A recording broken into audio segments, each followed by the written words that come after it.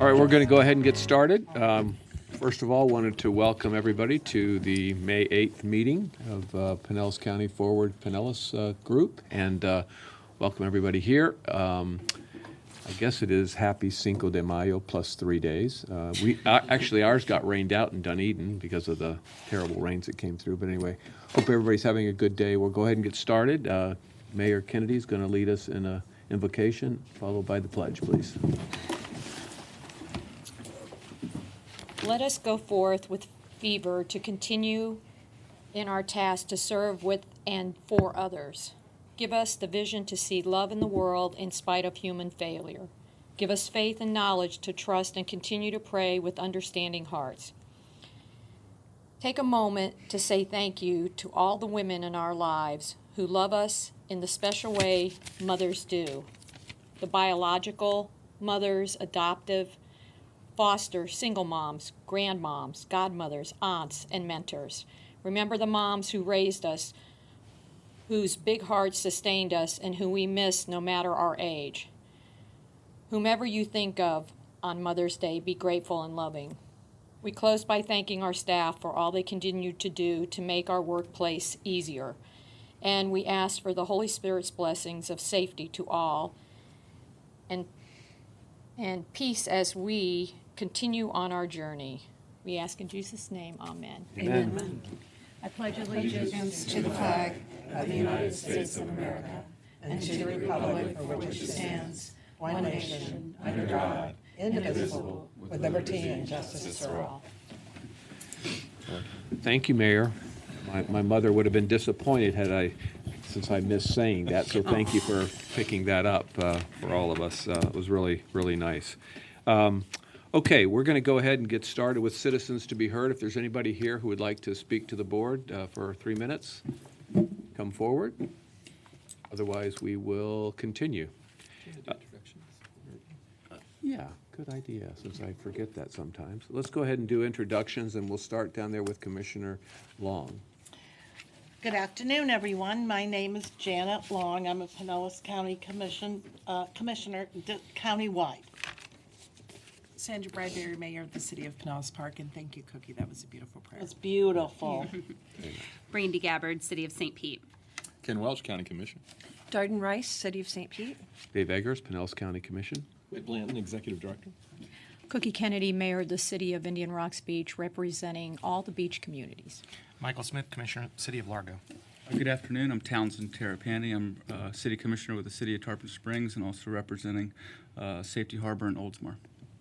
I'm Karen Seal, and I'm a Pinellas County Commissioner. Good afternoon. I'm Susie Sofer. I'm a Commissioner in the City of Eller Bluffs. Good afternoon. Julie Ward-Bajolski, Mayor of the great City of Dunedin. Thank you, everybody. It's good to have everybody here, and I also wanted to say a special welcome to Secretary Gwen. Good to have you here this afternoon as well. Before we get started with the bulk of the meeting, I wanted to take the opportunity to welcome Commissioner Terrapini, Vice Mayor, actually, from the City of Tarpon Springs.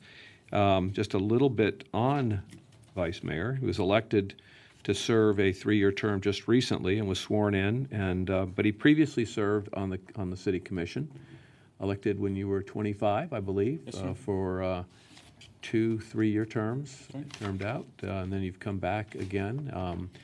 I was at their induction, and it's a really, really young commission. In fact, I think you are the youngest commissioner serving the City of Tarpon Springs until this time. That's right. And now we had a young 22-year-old is now on the commission. So we've got a really young commission up there in Tarpon Springs, but I really wanted to congratulate you and welcome you to the board and look forward to your insight and involvement. Thank you, Mr. Chairman. Yeah.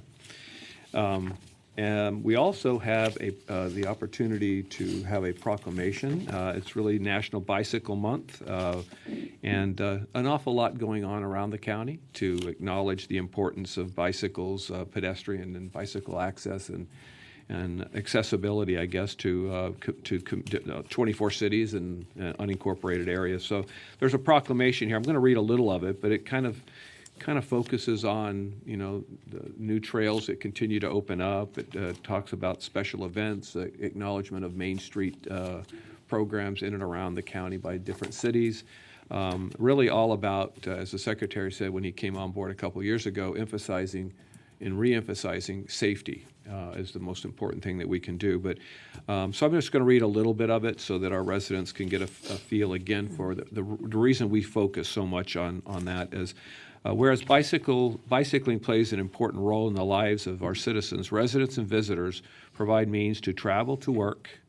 It provides a school and parks and is a popular form of recreation and exercise, whereas bicycling helps encourage ecotourism, obviously a big part of our county, whereas bicycling and pedestrian safety has been elevated and a critical priority of the U.S. Department of Transportation. It's filtered all the way down to our own Secretary and his priorities. Whereas the U.S. Department of Transportation, in its role as the MPO here locally, have adopted goals to provide and develop a multimodal transportation system that supports transportation alternatives.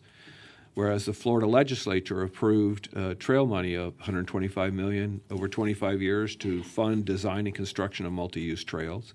Whereas the first segment of the 250-mile coast-to-coast trail connector funded through that program was completed in Pinellas County in July of 2017, linking to that state trail network. And whereas it continues to promote health and wellness, where it continues to promote people getting to work in the morning. I see a lot of folks when I'm out on the trail in the early mornings off to work. You can tell by the uniforms they may be wearing. So anyway, whereas bicycling provides an alternative and economic means of transportation to work, thus increasing access to employment, provide mobility for those without access to a motor vehicle, increase existing road and parking capacity when people choosing bicycling for utilitarian trips, and reducing the number of automobiles on roads, reducing emissions, air pollution, and hopefully cut back on the number of accidents we have. So anyway, this is just a proclamation for National Bicycle Month, which is recognized in May. So just wanted everybody's attention drawn to that. We also We'll need the board to. Oh, we have to approve that? Approve that. Oh, well, I guess we need the board to approve that, not just proclaim it. So do I have a motion to? Motion to approve? Second. Motion to approve? Second down here. Who was it? Okay. Oh, I saw two hands. Okay. Got it? All right. Good job. All in favor, say aye. Aye. Any opposed? Okay, so there we go. We'll go on to the consent agenda, which talks, we're going to address the approval of the minutes from the April 10th meeting, approval of two appointments for the CAC and LCB, acceptance of the quarter two financials, approval of the Forward Pinellas FDOT joint certification statement and summary, and cancellation, by the way, of the August meeting of this very board. Do I have any questions? If not, approval by the Commissioner Welch. Second. Seconded by the Vice Chair. All in favor say aye. Aye. Aye. Any opposed? Motion carries unanimously. All right. Move on to our public hearings, and I just have to, as I always do with this really eloquent writing that we have to read every time we do these. If you want to start with the DOT first, we don't need to read that. We don't need to. No, just go with the DOT, MPO public hearings first. Okay. Then we can read that when you get to the PPC. All right, sounds good. Then the Metropolitan Planning proposed amendment for the, we have a Transportation Improvement Program amendment, FY 18-19 to FY 22-23. And come forward, please.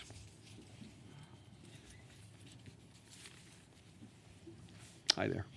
Good afternoon, Stephen Benson, FDOT. Here today requesting two amendments to your Transportation Improvement Program. The first is for project number 424501-5. This is I-275 from 54th Avenue South to Roosevelt Boulevard. This project is the project that has been presented and discussed as part of the Tampa Bay Next Section 2 package of projects. We will be looking at lane continuity as well as the addition of express lanes from north of I-375 up to Roosevelt. This project is ready to proceed to the concept plans development stage, and so the funding that we are looking to add to the TIP is to develop those concept plans and move the project a little bit closer to the design build procurement process. And these would be in the amount of This is fiscal year 2020, and the amount is for $2.5 million. And would you like me to read the second one, or do you want to do them individually, sir? Doesn't matter. We can go either way. Yeah, let's go individually. Let's go individually. They're so different. So, are there any questions? No? No? Okay. So, let's take a motion on that.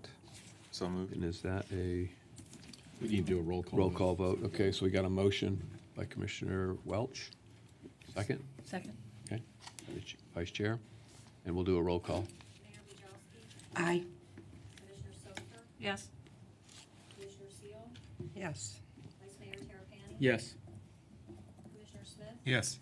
Mayor Kennedy, Yes. Councilmember Rice, Yes. Commissioner Welch, Aye. Councilmember Gabbard, Yes. Mayor Bradbury, Aye. Commissioner Long, Aye. and Commissioner Eggleston. Aye. And that carries unanimously. Number 2? Thank you very much. The second one is project number 437-636-1. This is alternate US 19, Palm Harbor Boulevard at Florida Avenue. This is an intersection improvement, construction of a new roundabout. And we are requesting $533,000 to be added for the preliminary engineering work only, and that would go into fiscal year 2019. Okay. Any questions? With that, does that include some interaction with our residents? That is our intent, yes, sir, is to develop a plan. We can work with staff to do that, to determine the appropriate level of outreach before we actually finalize what it's exactly going to look like. Okay. I would say that err on the side of more outreach in that area. There seems to be, folks that are interested. There seemed to be some support the last time this came forward, but anytime you do something like this well, the road's not, I think it's about 35 miles an hour anyway, so it fits perfectly, but so make sure that outreach is a big part of that. That would be helpful. Any other comments or questions? If I could just add, Yes. You joined me at the MPOAC statewide meeting last month in Orlando. It doesn't seem like a month ago. But we saw a really good presentation that the Department of Transportation did. I think it was District 1 for the roundabouts on Highway 41 in Sarasota. And they had people in parking lots, they had people walking through and showing simulations, and it was just very interactive. And that's something we can certainly talk about as we get into scoping what this looks like.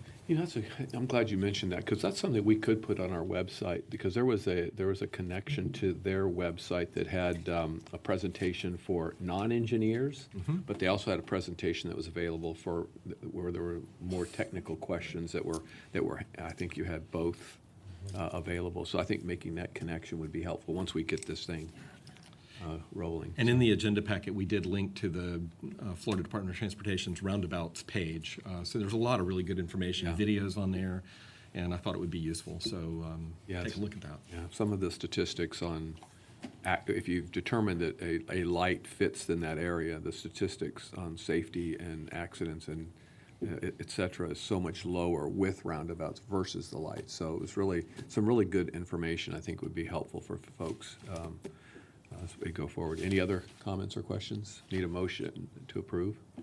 Move approval? Second. Did we have that already? No. I don't know if we had that. Okay. Then we need a roll call, please. Mayor Bujalski, Aye. Commissioner Sofer, Yes. Commissioner Seal, Yes. Vice Mayor Terapany. Yes. Commissioner Smith, Yes. Mayor Kennedy, Yes. Councilmember Rice, Aye. Commissioner Welch, Aye. Councilmember Gabbard, Aye. Mayor Bradbury, Aye. Commissioner Long, Aye. Commissioner Eggleston. Aye, and the motion carries unanimously. Thank you. Very much. Okay, we'll move into some, the Pinellas Planning Council. One more for the Oh, we MPO. do? Oh, yes, we do. Patient plan. Yes, we do. Who's doing that? Al Bartolota. Okay, where is Al? Come on up, Al. Hi, good afternoon, everybody. Afternoon. As most of you are aware, we have a public participation plan which basically sets forth all of our activities that we do to engage the public in the development of all our plans and programs, and this includes essentially indicating what all the various tools that we use to do that. as well as strategies and ways to try to monitor our public involvement efforts. So periodically, we do update the plan, largely as a result of when we have federal certification reviews. Also, after we go through extensive efforts where there's a lot of public involvement, such as our long-range plan development, so that gives us a chance to kind of go back and look at, see what we're doing, what's working, what's not working, and then we kind of make the necessary tweaks. So this is generally a lot of housekeeping on this one. We're really making some changes to kind of reflect current practices that we're doing. Also, we did have some changes in there we're recommending to the strategy section that's in the Appendix A. We're, as an example, merging two of the strategies, 1.3 and 1.4, to kind of condense what we're doing in relation to doing outreach to business groups and citizen meetings, and also reflecting more of our kind of our activity, what we're doing now in regard to those groups.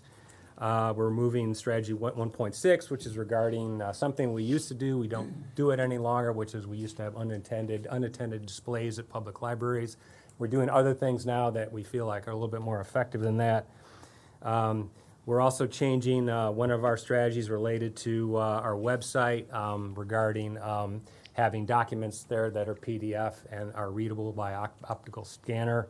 And then lastly, we have a change regarding the evaluation of the plan to do it following a long-range plan or certification, because that really gives us an opportunity to really kind of look at things comprehensively and see where we need to make changes. So those are really briefly, this is the changes that we have in there for you. So, but I'll be happy to answer any questions. Any questions for Al? Okay. Yes. Oh, yes. Sorry, Thank Mayor. you. He was looking. I appreciate you guys stepping forward to take care of the ocular scanning, because that is a concern throughout the state of Florida. The second thing is, when we were talking before about the roundabout, I would hope that maybe we can look into purchasing, it's a CAD 3D form that one of the county engineers can start playing with that, and you can actually do 3D for public participation to show that. So it might be a good investment for Forward Pinellas to purchase that to use at public events. Great minds think alike. So we are working on that, and we expect to have an inaugural application of that for the city of Indian Rocks Beach as we look at the Gulf Boulevard visioning project that's coming up. So we'd love to see that expanded. I understand St. Pete is already one of the prototypes, as is Palm Harbor, for having that three-dimensional ability to look at buildings and development potential and changes to the roadway network as well. So We, in Pinellas Park, just went through an RFP process to pick some engineering firms and architectural firms to assist us with ongoing projects. And that was one of the new programs that I got to see and, for them to show. And one of the things that they had was a roundabout to help us with our complete streets in the future. That's excellent. So I know it's out there, and it's something that people are getting used to using. The engineers are getting used to using it and everything, and I think it's wonderful for public participation I going agree. forward. Yeah, that's excellent. Yes. Well, I certainly support the motion to support the proposed amendments to the public participation plan. And I also just wanted to note a big thank you to our Citizens Advisory Committee. They seem to be putting a lot of time and work into their committee work, and I really appreciate some of our CAC members that came out to St. Petersburg to speak in favor of Complete Streets implementation. So just a shout out to our Citizens Advisory Group. We Thank had, you. we had two members there providing comments, and it was very well spoken. I thought just in generally the comments that were outstanding from the people there in support of the plan.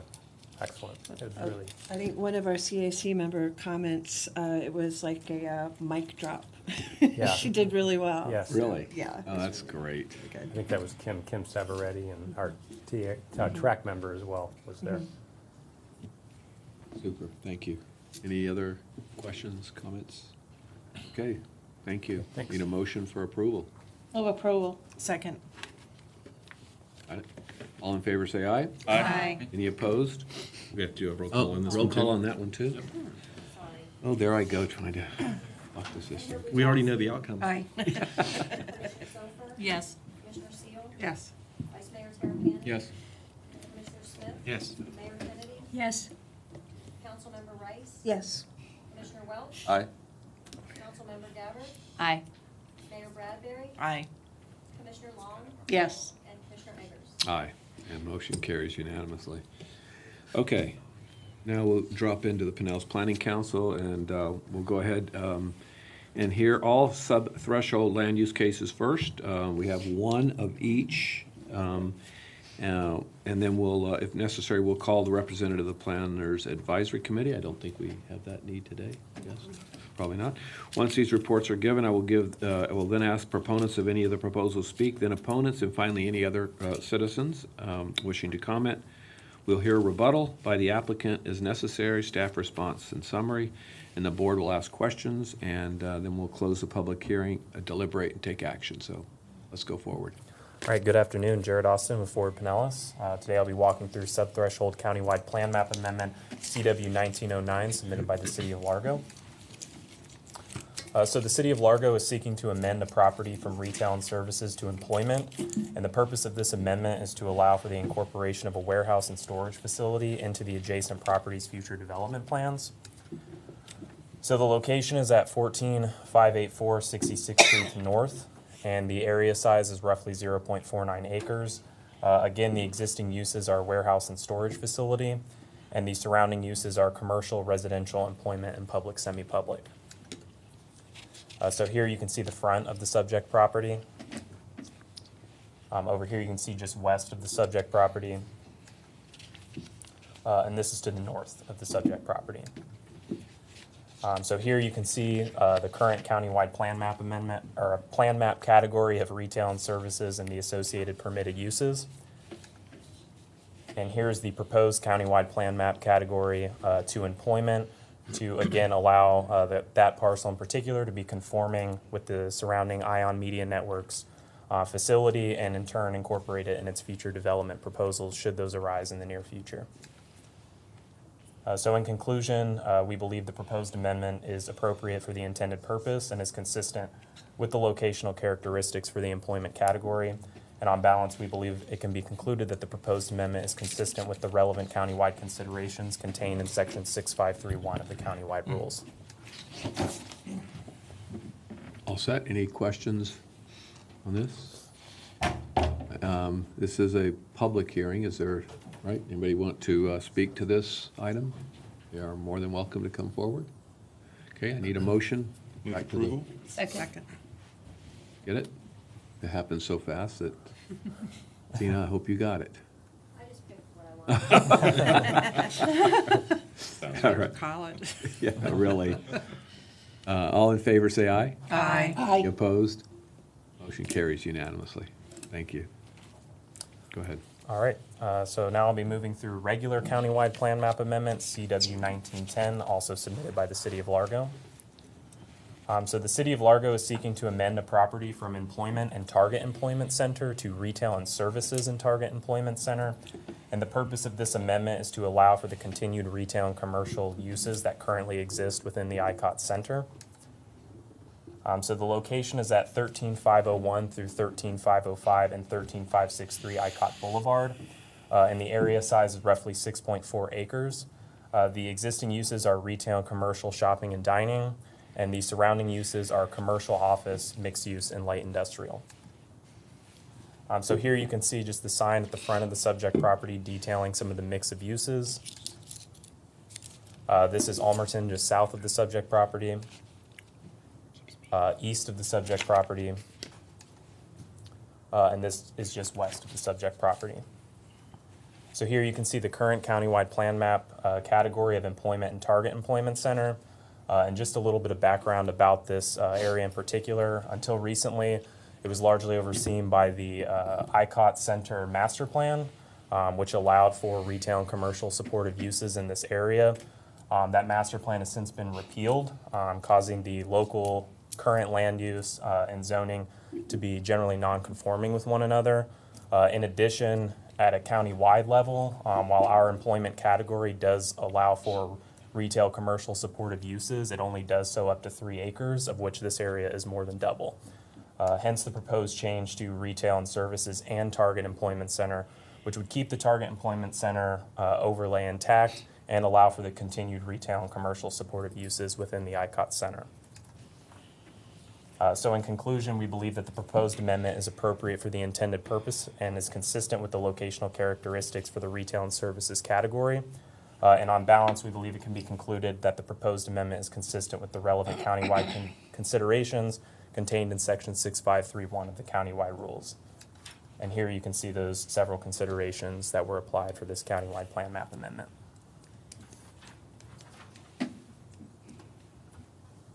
Okay. Any questions? Did you have a question? Okay. Well, we have it's a public hearing. Did anybody want to speak on behalf of the item? So please state your name and Good afternoon. address. Thank you. Katrina Welcome. Noonan Gordon, City of Largo planner. I just wanted to state for the record that the map H for ICOT Center was officially rescinded during second and final reading during City Commission April 16, 2019. So I just want to put that on the record. Okay. What? That map H for ICOT was Okay. rescinded officially. Got it. Yes. Okay. Okay. A motion by Commissioner Seal and a second by Councilmember Sofer. Right? Is that what I? Okay. All in favor, say aye. Aye. Any opposed? Motion carries unanimously. Thank you. Thank you both. All right. We will move into our reports, starting with Commissioner Long and PSTA. Thank you, Mr. Chair. My first report is going to be on our service adjustment, transit funding, and public hearing that we had this last month. We received over 300 comments from people who use or benefit from our bus service asking PSTA board to consider the value of public transportation to their daily lives. And the stories were very poignant. Given the impact of these service cuts to people's ability to get to jobs, school, and medical services, the PSTA board has postponed the service cuts in order to fully engage in a conversation about increased funding. And we're really working very hard to be strategic and thoughtful and consider all of the cities and their needs. We all have transportation funding issues.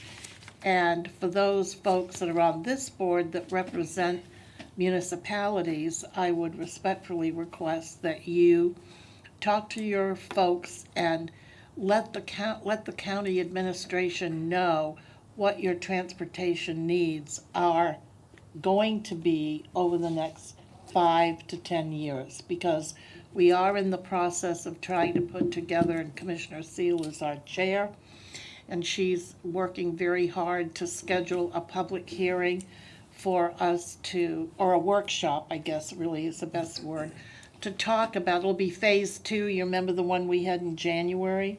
And this will be phase 2 that really talks about funding and potential solutions.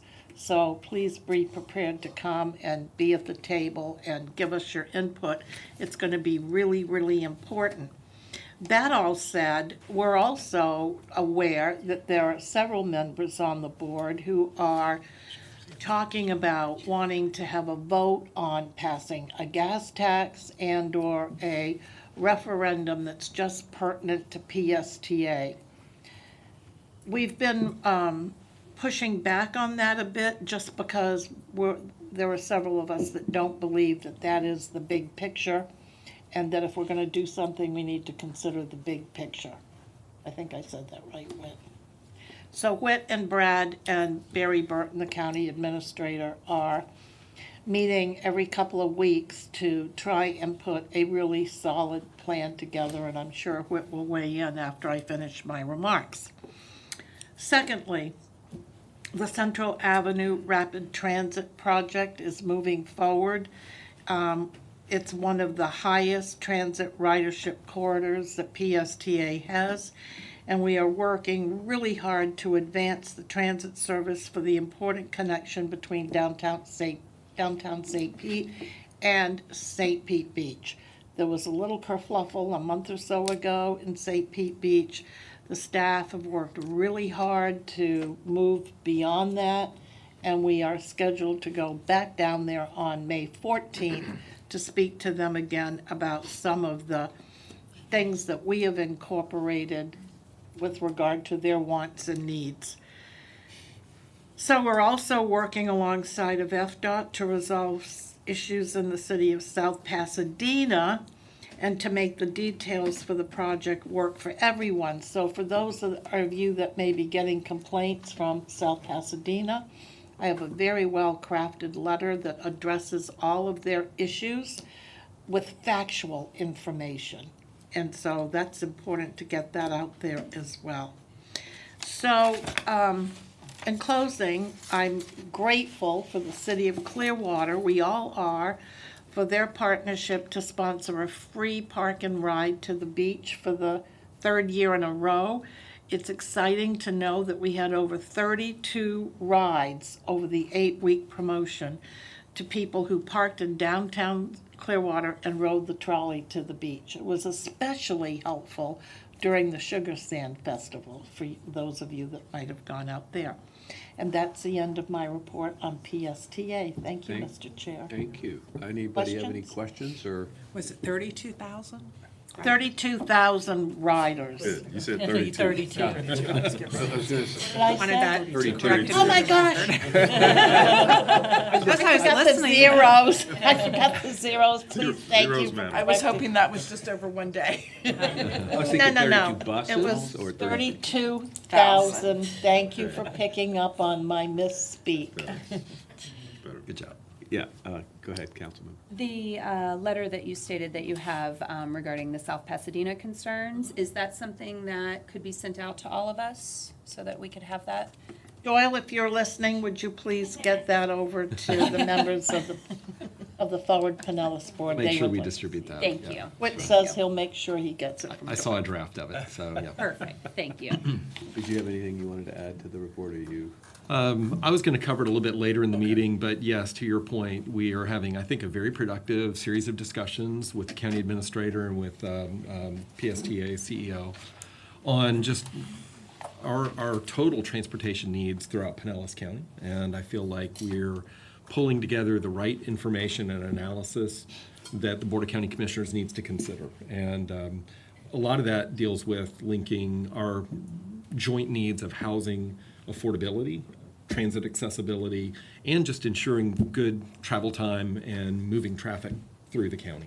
So it's nice to see all three of those issues linked, and safety is a big part of that too. So I feel like we're going to have some really productive continued discussions, and when we're ready, we're going to be ready. Good. So thank you. Sooner rather than later, right? But when you're ready. When we're ready. But sooner rather than later. I get it. Did you see that look I got? All right. How about Commissioner Seal on T-BARDA? Okay. We had a meeting on April 26th, and we're pleased that we considered the federal lobbyist best and final offers, and we approved a 3-year base term contract with 2 one-year options to Van Scoyoc for $384,000. And we chose the firm, and they will develop strategies for advancing actions at the federal level that are beneficial, of course, to T-BARDA and its programs. The contract is funded by local contribution funds. So I just wanted everyone to know that it's not out of T-BARDA's regular operating budget. I mean, it's out of the regular operating budget, but it's specifically by counties' contributions to the to their budget. Next, this is very exciting. They had put out to an RFP to do a PD&E for the project development and environmental study for bus rapid transit for the 41 miles of the I-275 corridor between downtown St. Pete and Wesley Chapel. This project will be funded by state grants and other sources, and it was a $5 million contract for 3 years to WSP USA, Inc. Now, they were the only bidder on this contract. but the team that they assembled together, they went through the regular RFP process and interviewed them and ranked them. But the team they assembled together is very, very good and very comprehensive, so they were comfortable with bringing it to the T-BARTA board for award. So we are excited about this. This means we're finally moving. And finally, the legislative update that was given, the Budget Conference Committee on Transportation, Tourism, and Economic Development / Transportation and Tourism released their budget spreadsheet with a T-BARTA appropriation being at $2.5 million. So as of Monday, May 6th, it was voted on the House and the Senate as their final package, and now it will be sent to Governor DeSantis for his signature. So we're hopeful, and 1.5 is for T-BARTA's operating budget, and $1 million is to study innovative technologies.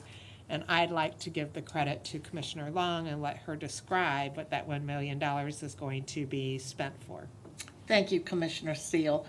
If I may, Mr. Chair, part of the language in the appropriation dictated that $1 million be spent on new and innovative technologies with regard to transportation, such as Hyperloop and the cable car system that some of us have heard Mr. Leclerc talk about, just as examples. And so the other thing that I want to put on your radar is that it was an interesting session in that our ask from T-BARTA started out at 1.5, and during the course of the weeks of session, it went up to 4.8, which was pretty astounding. And my first question was, okay, but what is the rest of that money going to be used for? And the chair of the TED committee, Senator Hudson from Jacksonville, recognized that there were several asks coming into the legislature from throughout our region, and he wanted all of those asks to be funded through T-BARTA in an effort to give T-BARTA additional relevance moving forward and to really position us in the way that the legislature intended right from the get-go. So as Commissioner Seal said, for those of us that sit on T-BARTA, is incredibly exciting because for the first time ever, T-BARTA is in a good financial place and is partnering well with the Florida Department of Transportation. I do think Secretary will shake his head, yes, yes, yes, yes. And so we look forward very much to being able to finally moving the ball and getting something done. And remember, for those of you that represent the cities that are part of T-BARTA, like St. Pete, Clearwater, the appropriation from the local levels is going up because part of the requirement from FDOT, I think I'm saying this right, Mr. Secretary, is that we need to contribute a 20% match to that $5 million for the 1.5 feasibility study, correct? I think that was in the request. Yeah. So the funding that's needed for that match was in that request? Was in the earmark request. I believe. yes. So we're all partnering. It's a partnership. Everybody has skin in the game. Yeah, good. Well, good. Any questions for either of the commissioners? Okay. Our next meeting, just FYI, is May 17th at 9:30 in the morning, and it's a PSTA. Super, thank you. Very good. Okay, Scott Anderson from Cherry Beckert. Come on up for our 2017-2018 PPC and MPO audit. Welcome.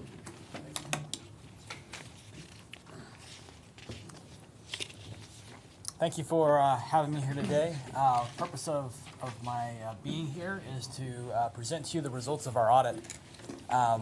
We finished both audits for your fiscal years ending 9/30/2018, and I want to start with the key highlights for the MPO. This slide summarizes probably everything that you need to know about how the audit ended up. We issue several deliverables as part of our audit. with the MPO, we issue a report on your financial statements. That report reflects a modified or unmodified opinion. I apologize. Unmodified opinion, which is the highest level of assurance that we can provide.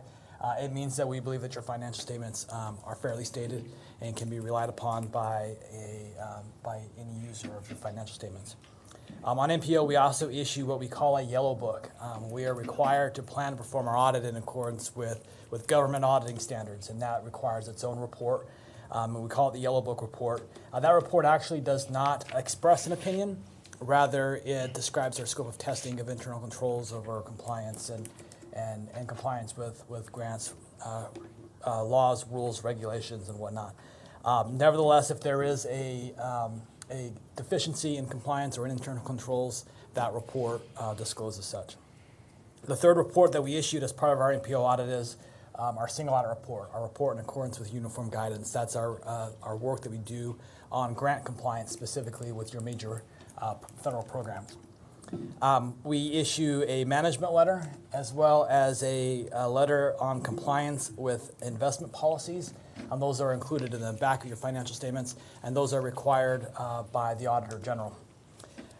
There was, during the course of our performance of the audit, one material weakness that was identified and is disclosed in your Yellow Book report. That relates to a significant adjustment that was identified by my audit team that was required to be recorded in order for the financial statements to be fairly stated. That journal entry relates to payroll. There were payroll expenses that had been incurred on PPC side that had not been invoiced to MPO, and MPO correctly allocated all those costs to the grants, but without having the liability or the expense, there was an over allocation of said costs. So it was about an $80,000 adjustment that was proposed. That adjustment has been made, and management has proposed a corrective action to ensure that the control deficiency has been resolved.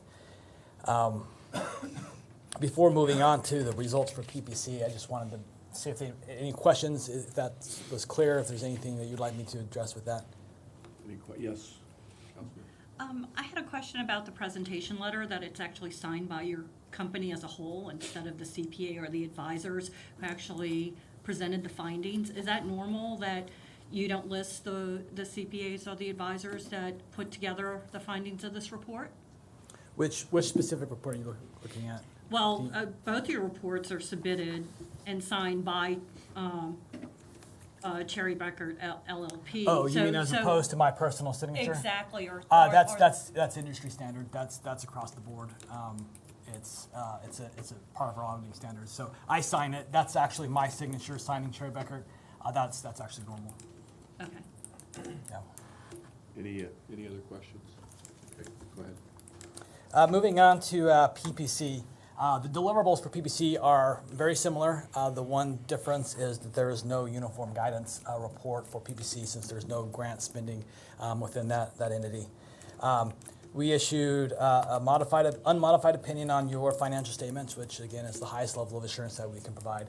It means that it is fairly stated, and we believe a third-party user of your financial statements can rely upon them.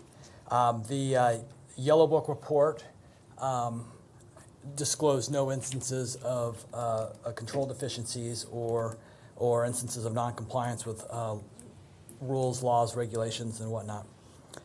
We did propose, as part of our audit, 5 adjusting journal entries. There is a letter that we submit or provide to you that summarizes what those adjustments are. None of them were significant. Had they been significant, then we would have also reported a control deficiency. The 2 largest adjustments were related to OPEB, your other post-employment benefits, and your pension liabilities. Those we propose as part of the task that you give us to draft the financial statement. Since those come late in the process, we propose those entries as part of drafting those statements. As part of our audit for both the MPO and PPC, we look at your internal controls. As part of planning how we're going to test and design our substantive procedures. And one of the things that we do is we look at your significant transaction cycles. We document them, we walk through them, ensure that we have an understanding of how they work and operate. We also tested internal controls related to compliance with grants. That means we selected a sample, made sure that not only was there a control in place to make sure that it was compliant, we also tested it for compliance ourselves. This slide summarizes the significant audit areas that we look at and that we design our substantive audit procedures around. The major federal program that we audited this year was the Highway Planning and Construction Cluster, which is your largest grant. We typically do it every year because it is so material. There were no state major programs that met the state threshold for requiring a specific audit. Again, we verified compliance with grant agreements and with uniform guidance, noting no issues. The next part of my presentation, I wanted to quickly take you through some of the results of your financial statements, starting with MPO. Assets increased by a little less than $200,000. You'll notice from the presentation of the pie chart that your assets consist mostly of receivables and cash. One swung one way and one swung the other way, and that's just related to timing differences of when receivables are collected. On the liability side for MPO, you'll notice that your liabilities increased by nearly $200,000 as well. This is due to two things. First, there is a unearned revenue, which was not there last year. This is related to the Gateway project, where you're receiving local funds upfront, and not all those funds had been spent as of 9/30/2018. The other difference here is that your accounts payable increased by about $130,000, and that's again just due to timing. Your cash went up, your payables went up. As you pay those payables down, it'd be back to normal. This is a snapshot of what your special revenue fund, or basically your grant revenue, looks like for MPO for the year. You'll see that grant revenue increased by quite a bit, by nearly $900,000 from the prior year. Your Highway Planning and Construction Cluster, which is your biggest program, actually decreased by a little bit, but there is a large increase in your capital investment grants.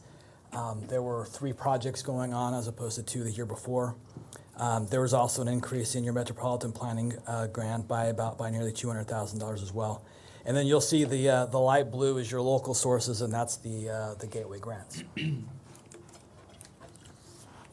On PPC's side, there was a slight decrease in assets. You see your cash and investments decreased slightly, and then your receivables increased by a little bit. One thing that changed significantly for PPC is on the liability side.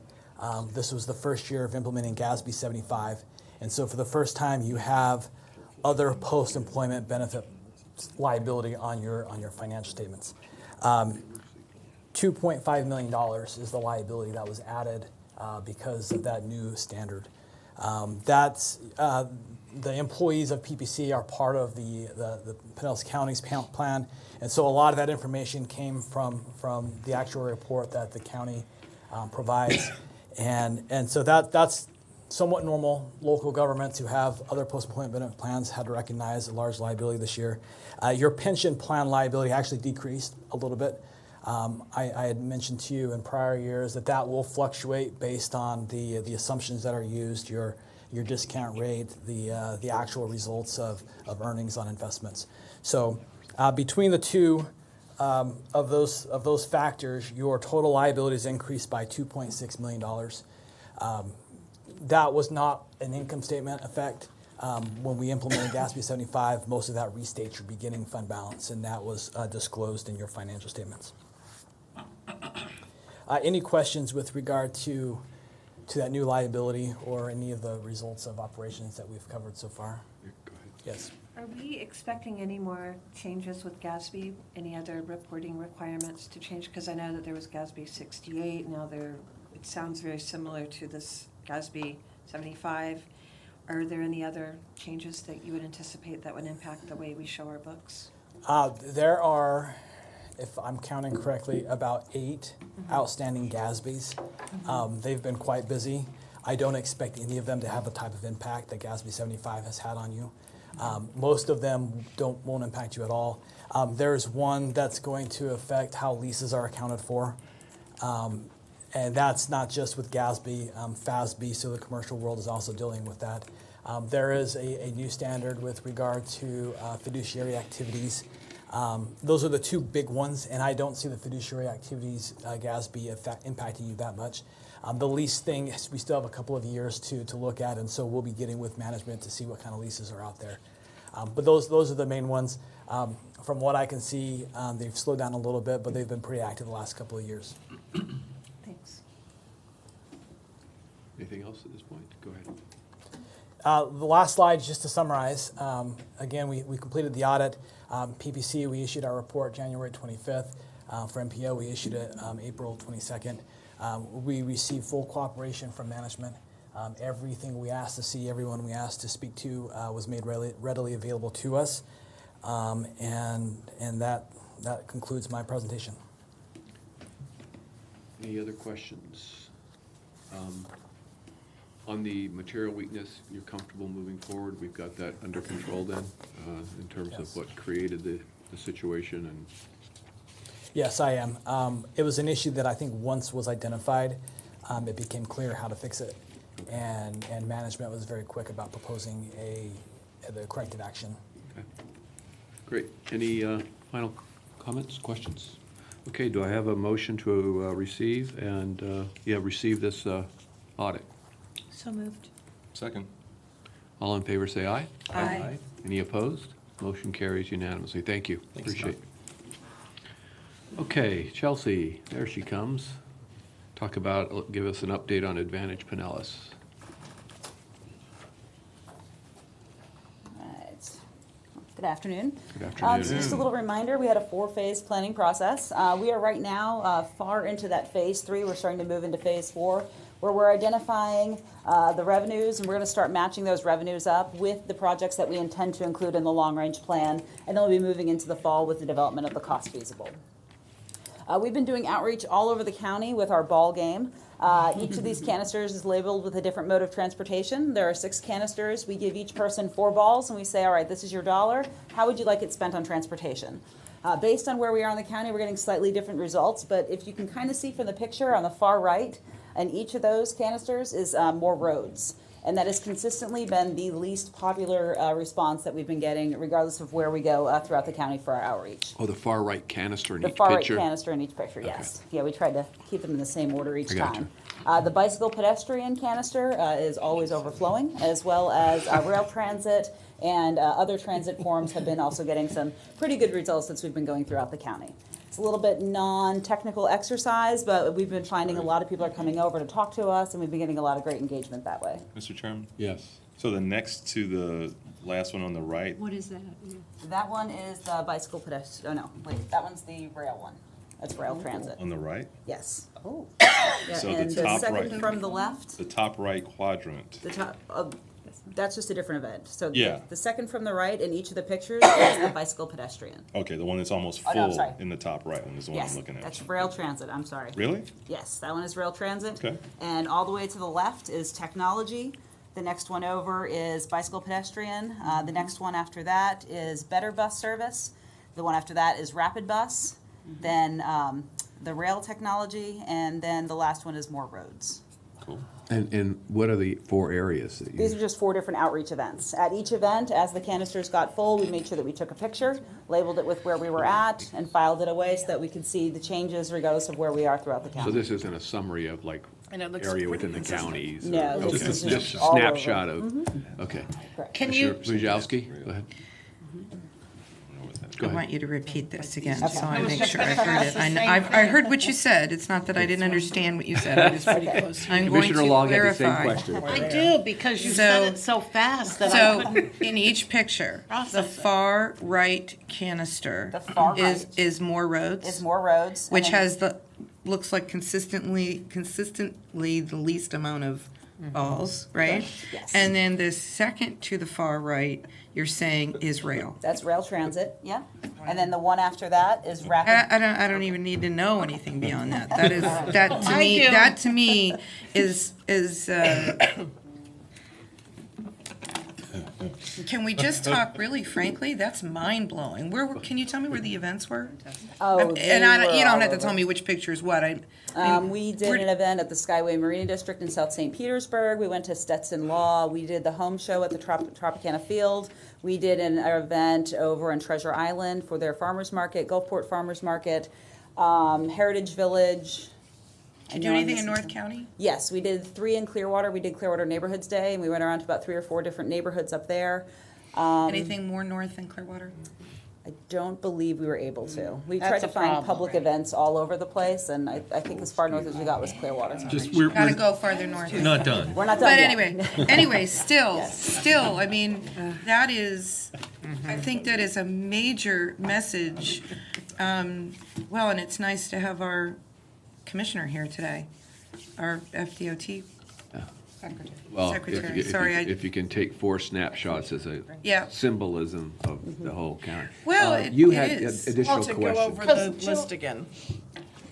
Okay, so I got the first one on the right is more roads. The next one is rail transit. And then could you please continue slowly? The one after that is rapid bus. Rapid bus, okay.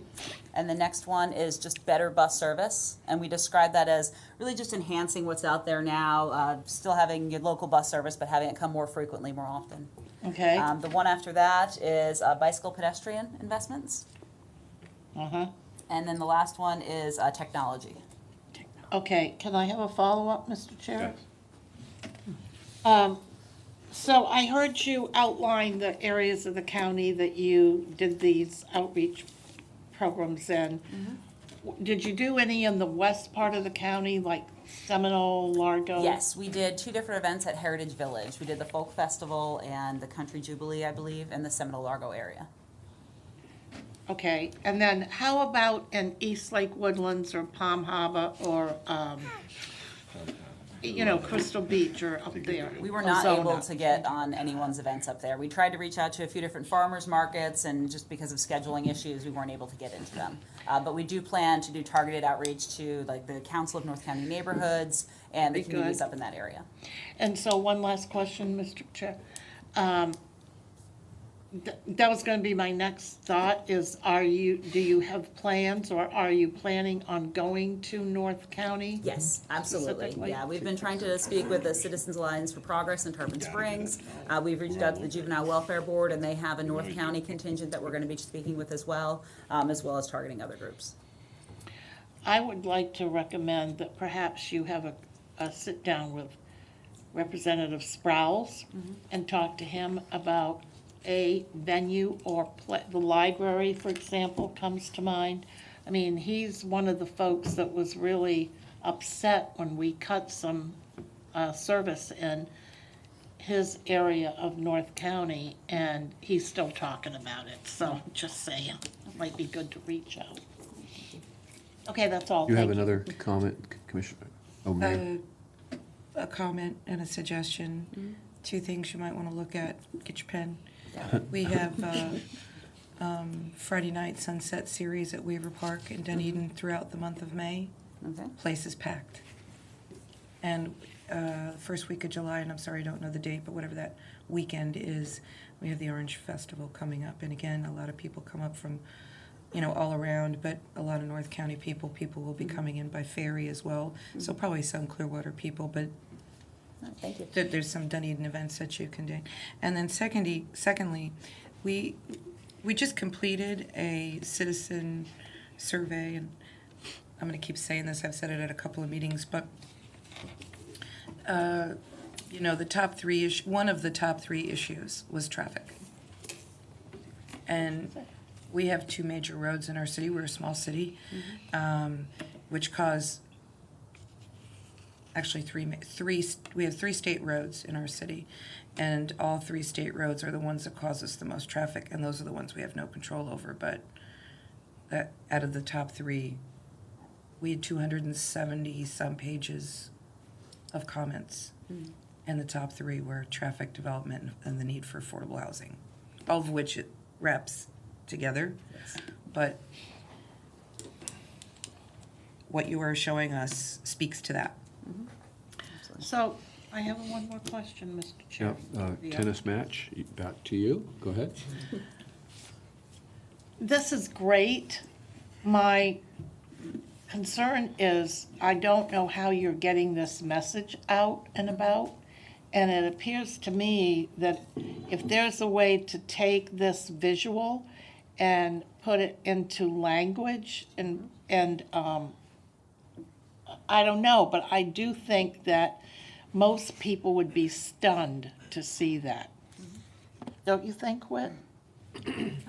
It surprised our staff a little bit, too. I think we all have some assumptions about what people want and think.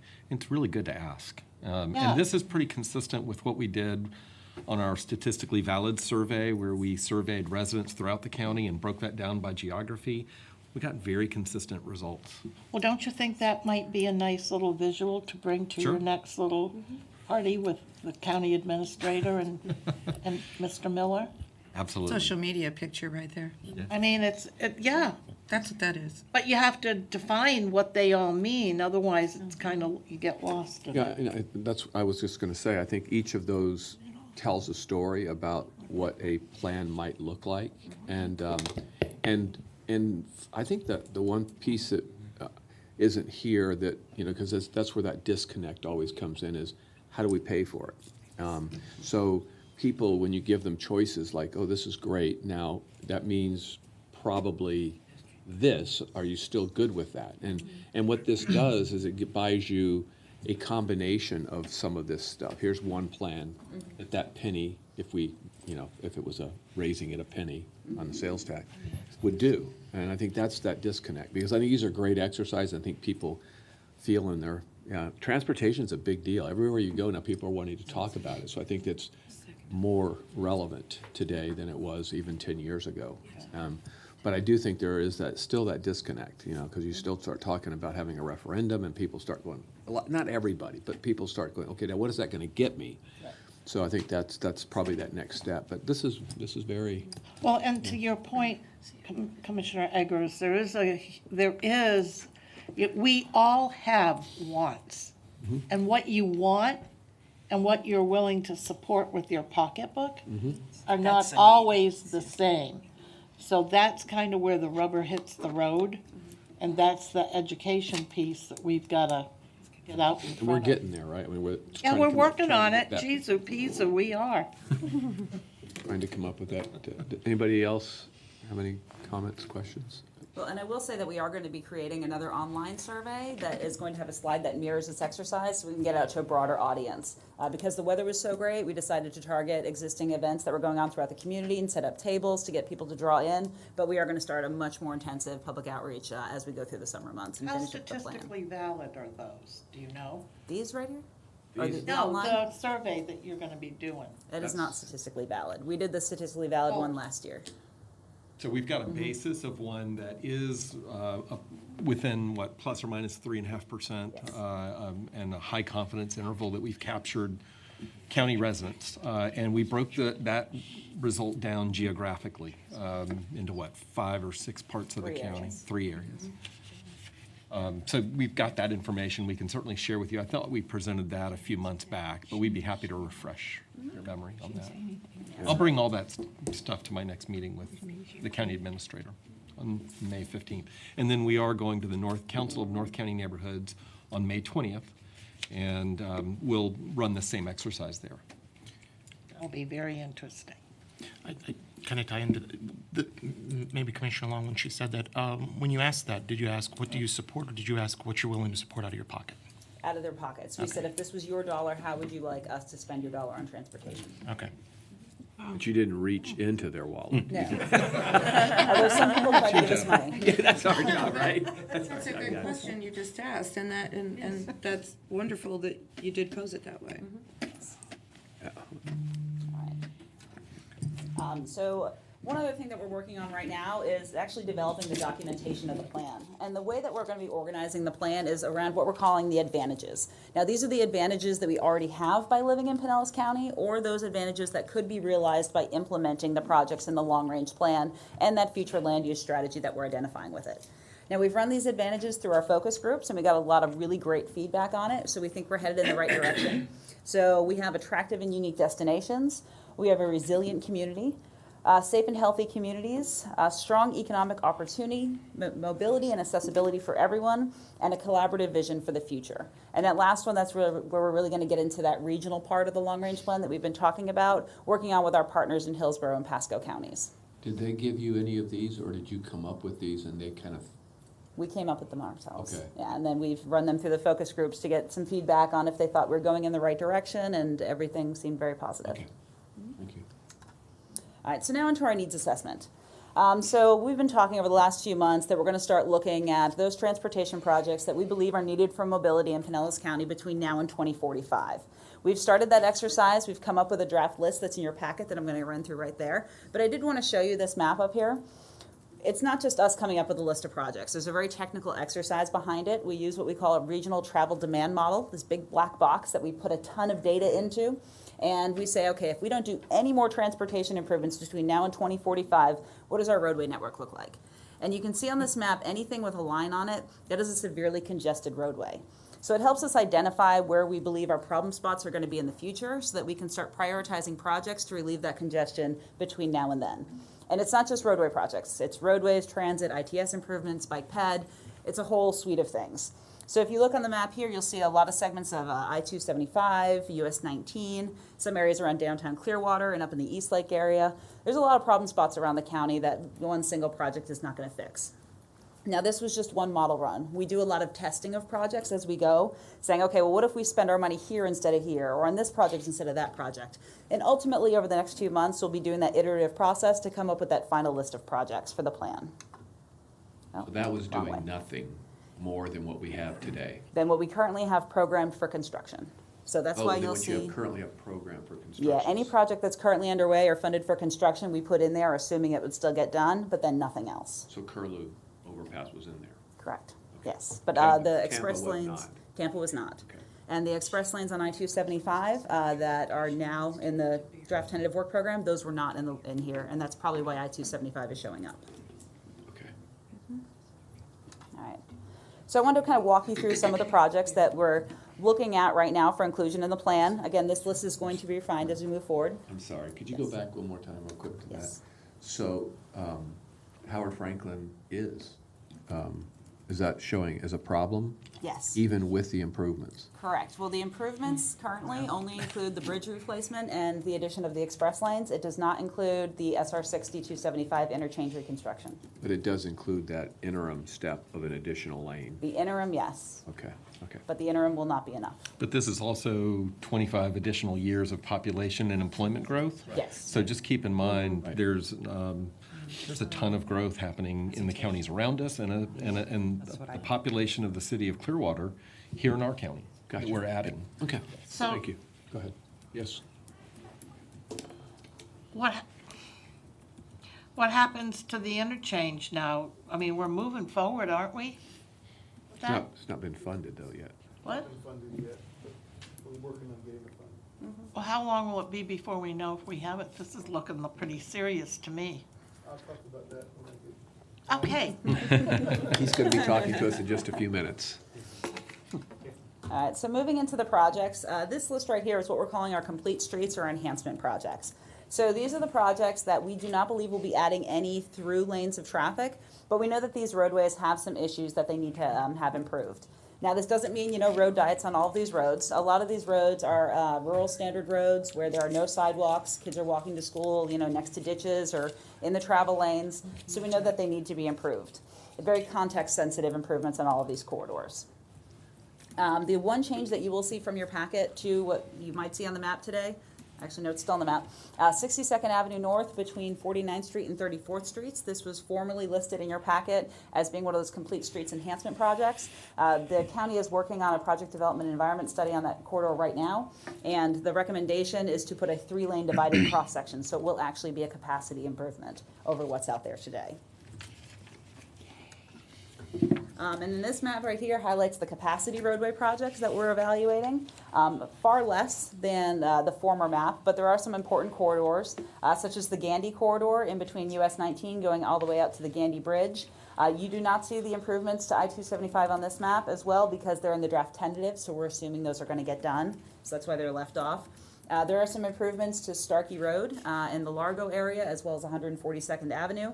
And then moving into northern Pinellas County, we still have the improvements along US 19. FDOT is currently evaluating what those improvements look like, but we know that something's coming, so we're leaving it in the needs assessment. Over in the East Lake Corridor, that's one of the roadways that we're testing. We talked last month with you about the fact that that roadway is constrained and there is no plan to widen it. However, that constraint could go away. So we were asked to test it in the model and see what would happen if we were to widen it versus leave it alone. So we're in that process right now, and that's why it's showing up in your map. In addition, Curlew Road, this board asked us to look at east-west connections throughout Pinellas County. So this was one of those tests. We ran a test of putting an elevated toll facility along Curlew Road from Alt 19 all the way over to the Suncoast Parkway going down Hillsborough Ave in Hillsborough County. Again, that was just one of our tests. The next test, we're going to take off that road, and we're going to test something very similar in the Park Boulevard corridor. So we'll have these results on how these kind of improvements might impact the network going forward. Doesn't mean it's going to end up in the cost feasible plan or even in the needs plan, but it's just one of those iterative tests that we're running on the network. May I ask a question? Yes. I mean, it's great, one north, one south, but did you run it down East Bay, West Bay? Not yet. Are you going to? Yes. Oh, okay, Yeah, so we- you're we going can to do run more it than anywhere. just these listed? Correct. Okay, Yeah, we great. just started doing this about 2 weeks ago, so Okay. we're still in the process. And what we're trying to do is really find where's the most sensitivity Right. to that, and where does it have the best bang for the buck? Because we know it's going to be an expensive project, but. Don't forget 102nd. Right. That is one of the biggest complaints I get is east-west. Exactly. Yep. And I think that, just to clarify, I think that was direction that came from the Board of County Commissioners, was to look at some of these east-west options. All right, and then also not mapped, we do include bridge replacements in the long-range plan so that those bridges could be eligible for state and federal funding. So at this time, we plan on including at the very minimum Beckett Bridge in Tarpon Springs, Dunedin Causeway, and then the San Martin Bridge in the St. Petersburg area. And that's just the roadway portion. Sarah Caper's going to cover the transit portion for us, but if you have any questions on the roads, I'd be happy to take them at this time. Okay. Can we get Let's see that. a copy of your slide, because that's different than what's in our backup? Yes. Thank you. I'll send them out. And also, just to clarify, we are going out and making these presentations to all of our cities. Maybe not all 24, but most of them. I was in Safety Harbor this week. You were in Gulfport, I Last believe, night. Come on up. last night. So yeah, we are kind of moving around and making sure, and I was in Clearwater last week, so other people are seeing this presentation too. And if you want us to come to your city, let me know and we'll be there. Okay, thank you. Thank you. See you in a few minutes. Hi, Sarah. Hello. Good afternoon. As Chelsea said, I'm going to go through the development of the needs plan for the transit piece. And we did approach this with a slightly different lens because of the different nature of transit and roadways. So we started with the January 18th workshop. And we listened and we got the feedback about what type of transit investments and improvements you are looking for in Pinellas County. We took that and we started an analysis of where transit would be most successful and where do we need to invest in premium transit service. From that, we started to look at what are our primary and secondary corridors that would be ready to support transit and an increased investment, and what are the other transit needs? Where are intermodal centers, major transit connections? What type of technology is needed to support transit in the future? This might look familiar to you. It was part of Witt's presentation at the Joint Transportation Workshop in January as part of the 5-point plan. Defining what our premium transit corridors are, where are we going to see redevelopment to support transit, how are we connecting housing and jobs to the people, establishing a funding source, prioritizing corridors for funding, and ensuring clarity and transparency of our roles. How are we going to measure how our transit corridors are performing? Who's responsible for what? So the first step we took is we looked at that map, we looked at those corridors, and we said, how do we define a potential premium corridor? And we started to look at where is our workforce development and training opportunities now? Where are our people employed? Where do people live? Where are the people who need transit most living right now? So we started with these employment and workforce development indicators. The first map you see is employment density. The darker the map, the more concentrated the jobs are today. The middle map is opportunity zones. These are designated by census tract. They're used for economic development purposes, and there are certain tax incentives that businesses have for being located in an opportunity zone. The furthest map to the right are workforce development indicators. We met with Pinellas County Economic Development. We met with St. Pete Clearwater College, Pinellas Technical College. We had conversations with Career Source Pinellas. And we asked them, where are your key locations and where are some of your other locations that are most important to be served by transit? And so we mapped all of that together, and we came up with this composite map of our employment indicators. So these are the areas of the county with the most employment density, opportunity zones, and these workforce development areas. The darker the color, the better the area is suited for transit support. And you could see pockets of some of the places that we expect. One area that didn't pop up that we've gotten a lot of questions about is the gateway area. And that's because the jobs right now are pretty dispersed. And it's a large area, and so when you started to look at the employment density, it didn't rise to the level of some of the other areas. A question. Yes.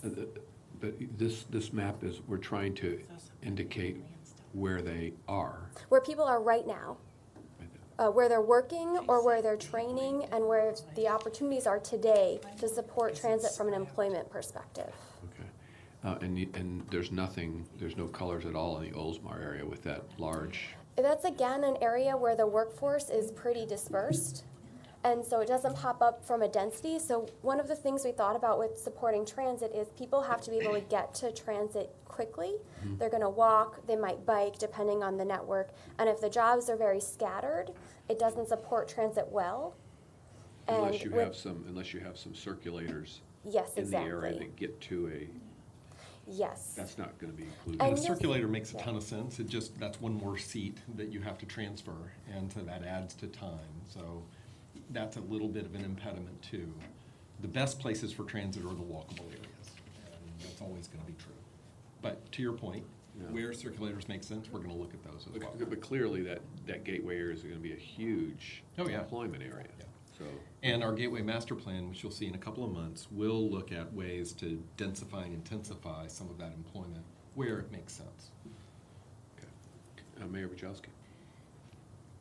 Are we looking at where the targeted employment areas on the other side of the bay, where our people are actually driving to? We didn't get to that with this level of the analysis, but we have taken that into consideration, and so you'll see throughout the slides we're looking not only at where people are now, but how we have some of those other intangibles that we can measure and look at connecting. Okay, thank you. Any other questions right now? Okay, go ahead, Sarah. So next we looked at the population side, where are people living? And we did a similar exercise looking at some factors that we selected and had discussions about that indicate the population that might support transit. So the first map is percent of households without a car. So that very dark color, those are areas where more than 20% of the census tract does not have a car. The next map might be familiar to you. It's our environmental justice areas. Chelsea presented this earlier on about where our low-income and minority populations are. And this is part already of the discussions we're having with Advantage Pinellas to try to see where are people in need. Then we looked at where people are living. The first map is population density by dwelling units per acre. And the second one is population density, population per square mile. And you can see there are some differences when you look at dwelling units versus people. We did something similar to the employment. We put all of this together to do a composite of where our current population is living that would support transit in the densities, intensities, and other indicators that today would make a good transit system. And then we put all of it together to see if there were any corridors or locations that stood out to us. And we did see some trends. You can see in Alt 19, downtown St. Pete, some areas in Mid-County, and also in the Tarpon Springs area. And these are today what we think are most transit supportive, though there still are needs for transit throughout the county. But then we wanted to look at what's happening with the future. This is part of our Advantage Pinellas plan. This is from now to 2045. Where is our growth going to be? And so these maps show the growth in number of jobs and also number of people based on the modeling that we've done with the socioeconomic data, accounting for an 11% increase in employment and a 10% increase in population between now and 2045. Hold that just for a Yes. second so I can absorb it a little bit.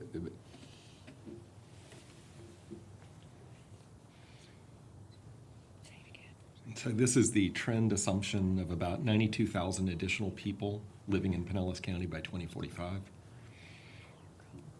I have a question. Go ahead. The employment is showing right smack on top of Feather Sound. How does that happen? They're done by traffic analysis zones, and so the zones cover an area, and that whole area gets mapped together for the purposes of the modeling. So they might be in the very kind of Ulmerton Road area of Feather Sound, the very southern part, but it shows in the entire zone because you can't, it's not a parcel-based system. Well, it could be in Carolong, too. Yeah, that's all. Well, no, but that's I mean, all. the color goes all the way out to the bay. But it's all south of. It's most of it's south of Ulmerton. For the model purposes, it's considered one zone, and that's why it appears that way, even though it might be in a specific area of the zone and not the zone as an entirety. I would have thought population-wise it would have been colored, but not employment-wise. That's the reason why I was asking that question. It's just an anomaly of the map. You got Councilmember Gabbard.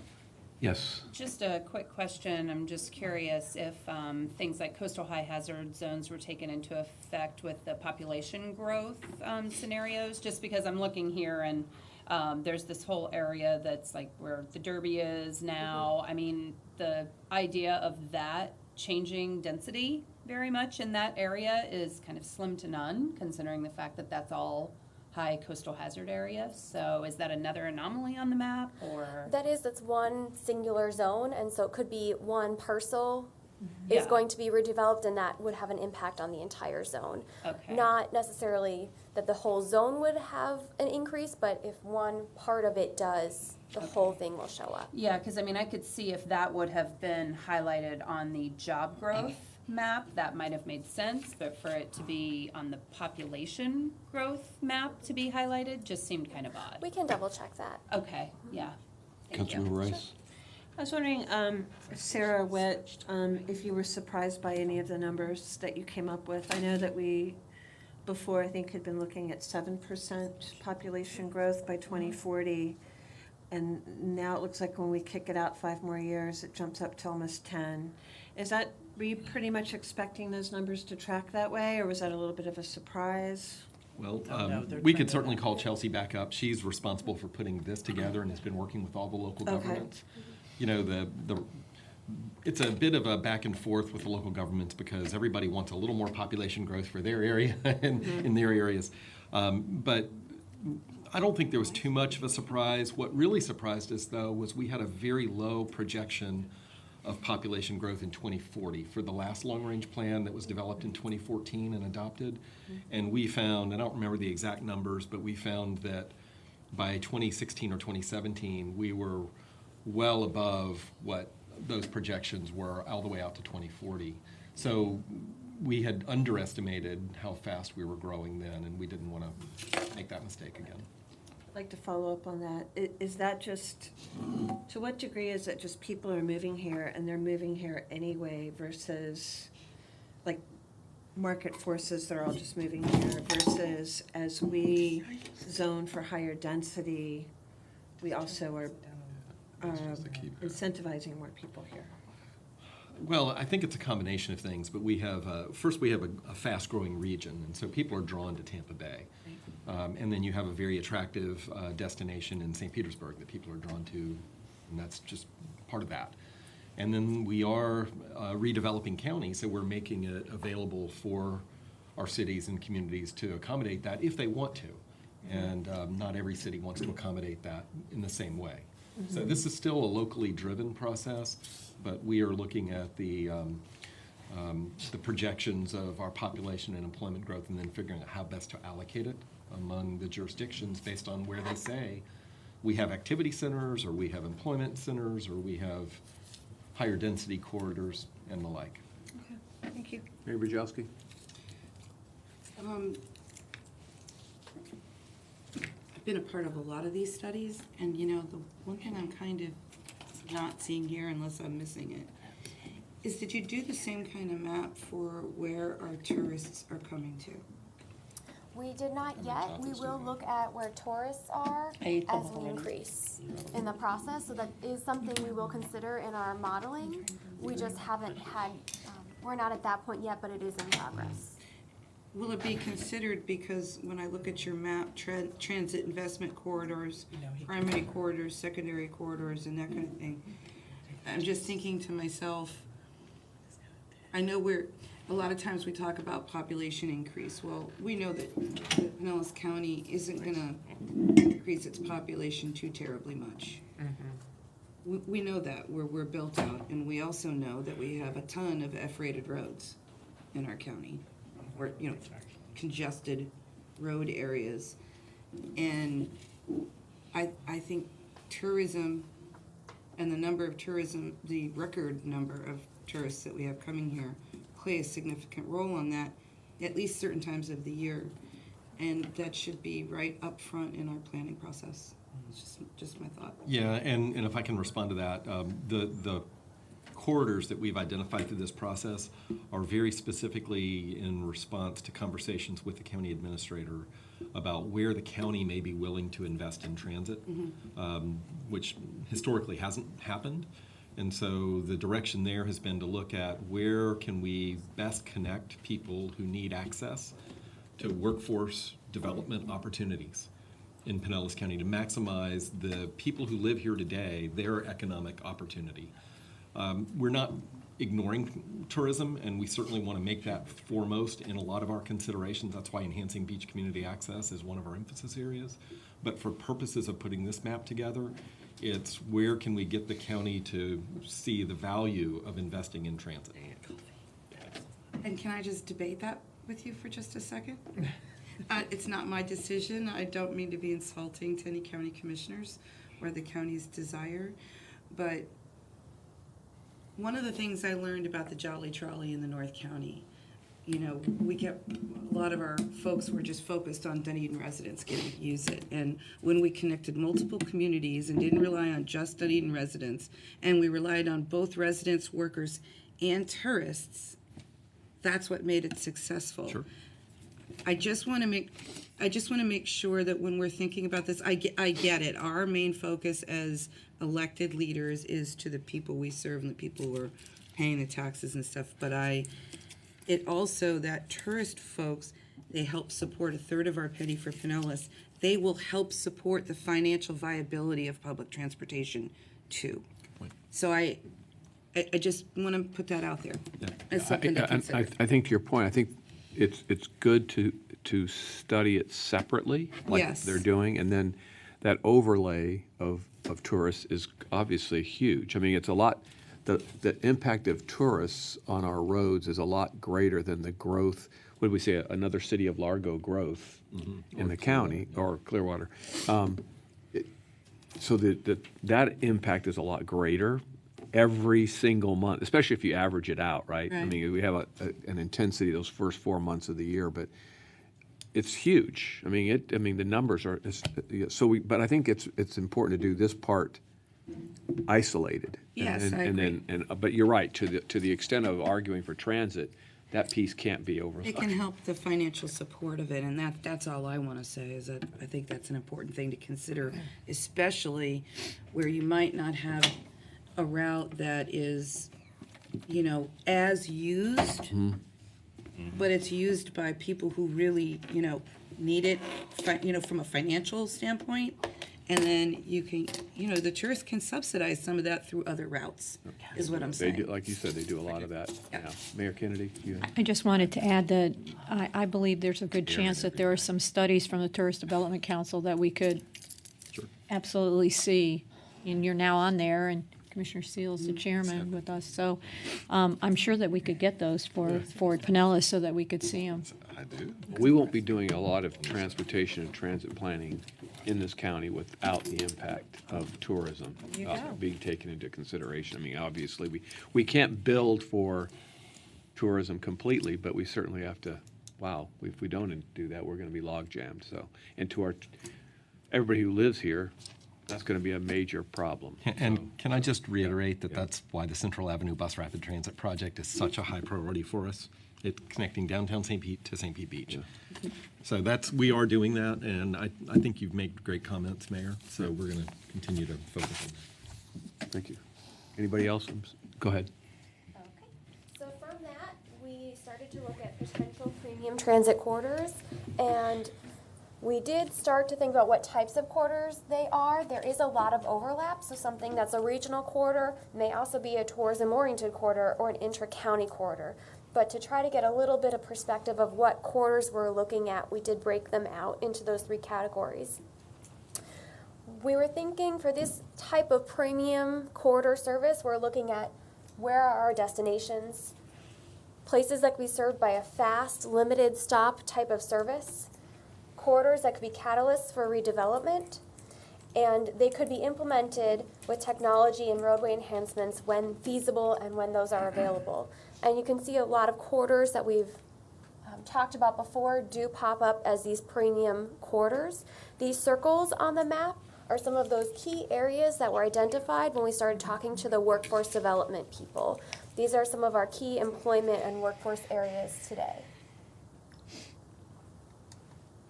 This is an example, and we did this for all of the premium corridors in different ways of what type of analysis we did from corridor to corridor. So this is Alt 19 South. We looked at this corridor connects downtown Clearwater, downtown Largo, West St. Petersburg. It touches multiple opportunity zones and activity centers.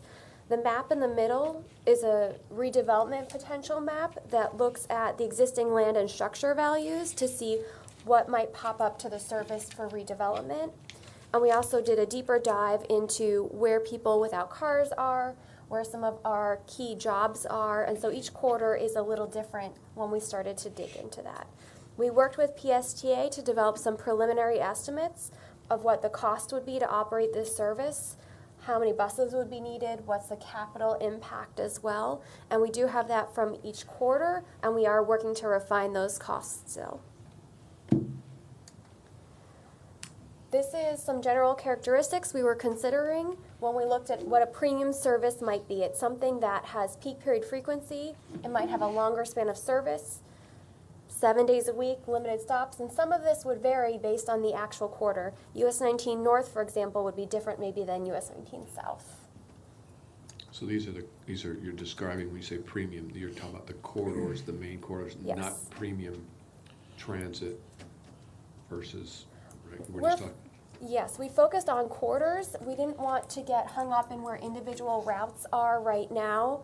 We wanted to give an idea of what the corridors themselves lend themselves to. And we're really looking at this as a structure for other decisions that might be made. For instance, penny for money that's been allocated for economic development and housing. Does it make sense for that to be targeted in some of these key transit corridors, for instance?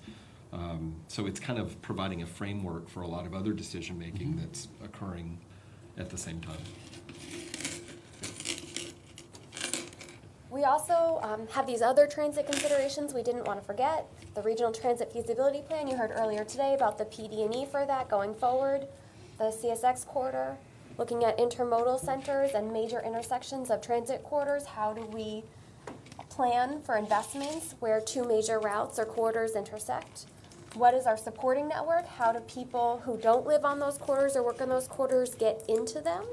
And what kind of technology is needed?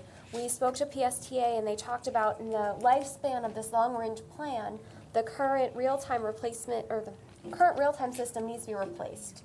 within between now and 2045 because of the advent of 5G. And when that happens, we'll need to have major technology changes. And there could be others that come up. We don't know exactly what all of them might be, but we know technology is coming, and we have to plan for that as well. If I can add one more thing real quick, we're also being somewhat mode neutral. This is transit, but some of these could be rapid bus. The CSX corridor is on here. I think it's premature to talk about a specific type of transit.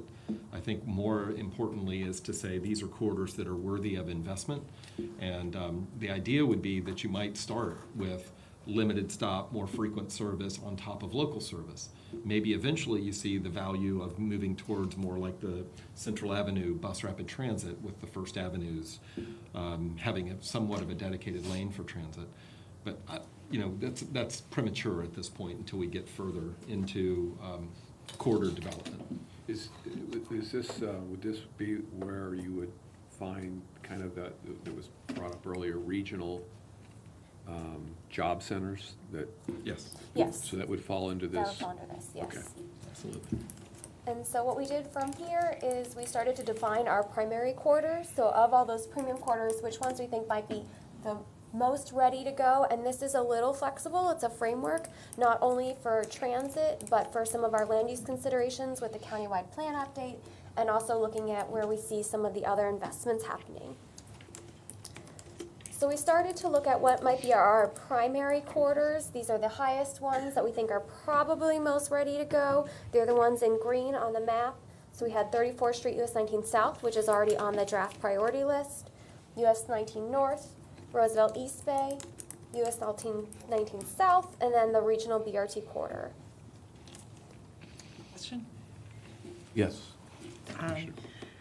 I was curious, when you put, I don't disagree, but 34th Street US 19 South, what would you end up proposing to do there?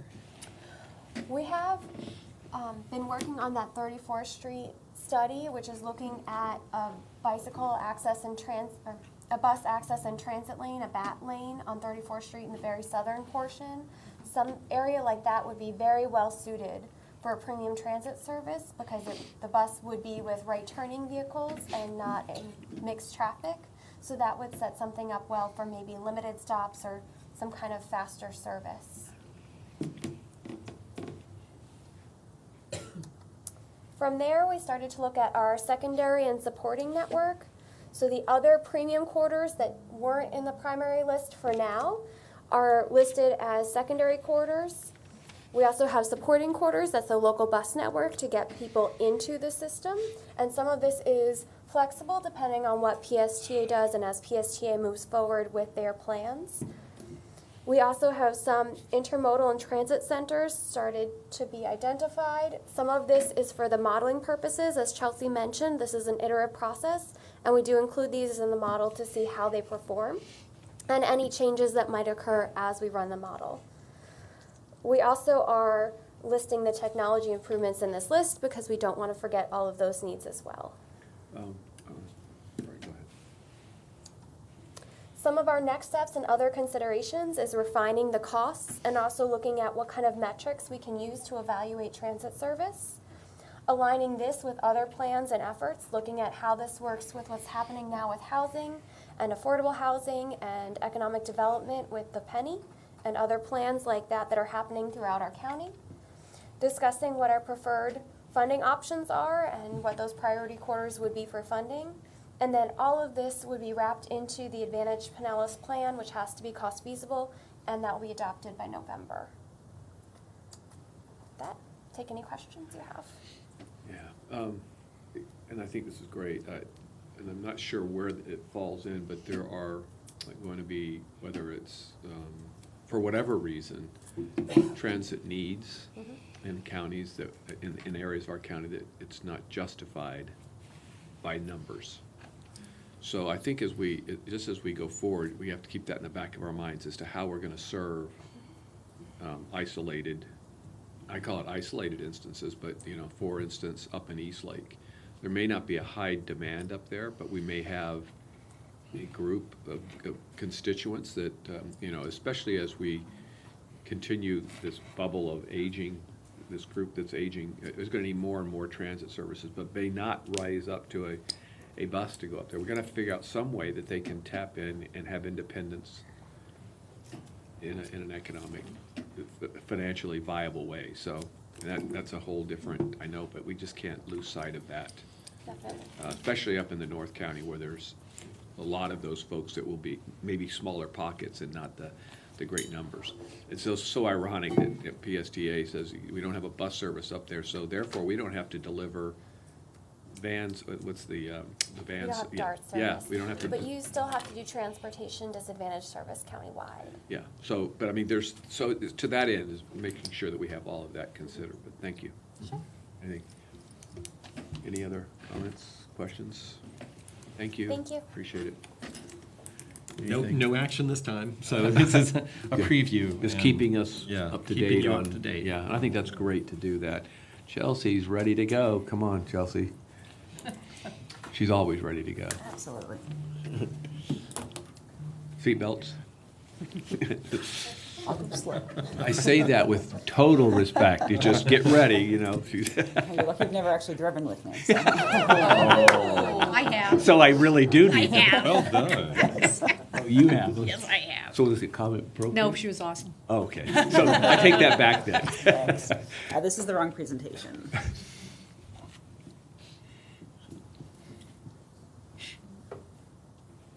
That's the right one. Okay. All right. Well, I'm here today to talk to you about the Transportation Alternatives Program. We did come to you a couple months ago to kind of let you know that we're going to be looking at this program. This is a grant program that is managed by Ford Pinellas, and the grants fund pedestrian and bicycle projects, and then other infrastructure to improve non-driver access to transit service. So it's a very limited program. It's not a big pot of funding, but we've done pretty well with it so far. So our current process, we have very subjective scoring criteria. The way we've done it is we've opened it up a few times over the years. The last time that we opened it up for new projects was back in 2010. And what we did is we took every project that applied, ranked them, and put them all at the bottom of the list. So we really haven't touched it in about 9 years now. We do have 21 priorities, however, that are either underway or funded for construction. So we've done a really good job at advancing some of our projects forward and getting them built and getting them done. It's been an important program for Pinellas County. However, the list still has 13 unfunded priorities on it, and about 2 or 3 of those are actually viable. Because the list has been sitting kind of stagnant for so many years, the local governments have gone and done the projects on their own using their own funding. They don't want the projects anymore. There have been a lot of changes over the years. So with Ford Pinellas kind of merging the MPO and the PPC a few years ago, we have this new mandate to look at not just transportation, but also land use. So with the program being where it is, we've kind of come to the conclusion that now's a great time to look at revamping the program, opening it up for projects, and getting some more projects underway. So this was the scoring that we used before, and I had said it was very subjective. For community benefit, we asked local governments, all right, describe how your project benefits the community, and if it's good, we'll give you up to 5 points. If it's not good, we won't give you any points. Very subjective. It was all done by committee, and it wasn't very clear how a project could get funded higher than another one. And these were the other values that were looked at as well. Announce Yeah, to them that we Pete. can't see these? Oh. Pete, can you figure out why? There we go. Okay. Thank you. So these are the scoring criteria we used before. Community benefit, countywide benefit, connectivity value, conformance to the long-range plan, and then matching funds or community support. So again, very subjective, not very tight, and really not a whole lot of land use involved in it. So what we're proposing is to revise the structure, and this is what we're proposing it look like. We would like to have a minimum award of $300,000. There is a lot of staff time that goes into putting together the applications, reviewing the applications, getting them prioritized for funding, getting them funded, getting them moving forward. We've had projects before that was an award of about $30,000. It costs a lot more than that just to get a project going. So we want to put a minimum threshold on it just to make sure that it's worth it. We're also proposing a maximum award of about $2 million.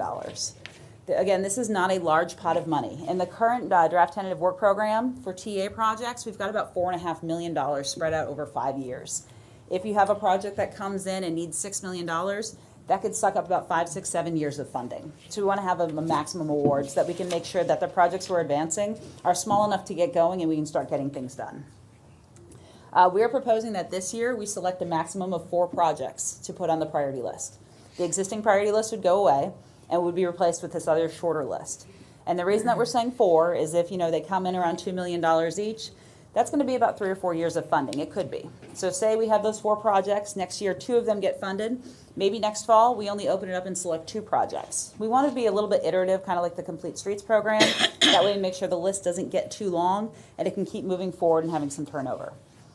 We're also proposing that we limit submittals to 2 per jurisdiction. We don't want, one jurisdiction coming in with 4 amazing projects. They get the top 4 and then no one else gets any.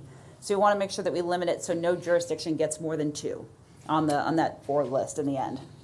One caveat of that, and we had this discussion with our TCC, is that there are a couple jurisdictions that do have projects on the existing priority list, and they requested that they be allowed to submit up to 3 projects. That way they had the opportunity to take projects that were on the priority list currently, to get them back into the mix, while also being allowed to advance a couple others. And the TCC did support that request. With the understanding... Did or didn't? They did. Yes. Did. Yes. There was one jurisdiction that did not, but the rest of the TCC did support it, as did the Citizens Advisory Committee and the BPAC. Can I interrupt, just to ask another question? Yes. Are these going to be matching, or are the cities coming and asking for the whole 100%? We'll get to that when we get to the scoring criteria. Thank you. You're welcome.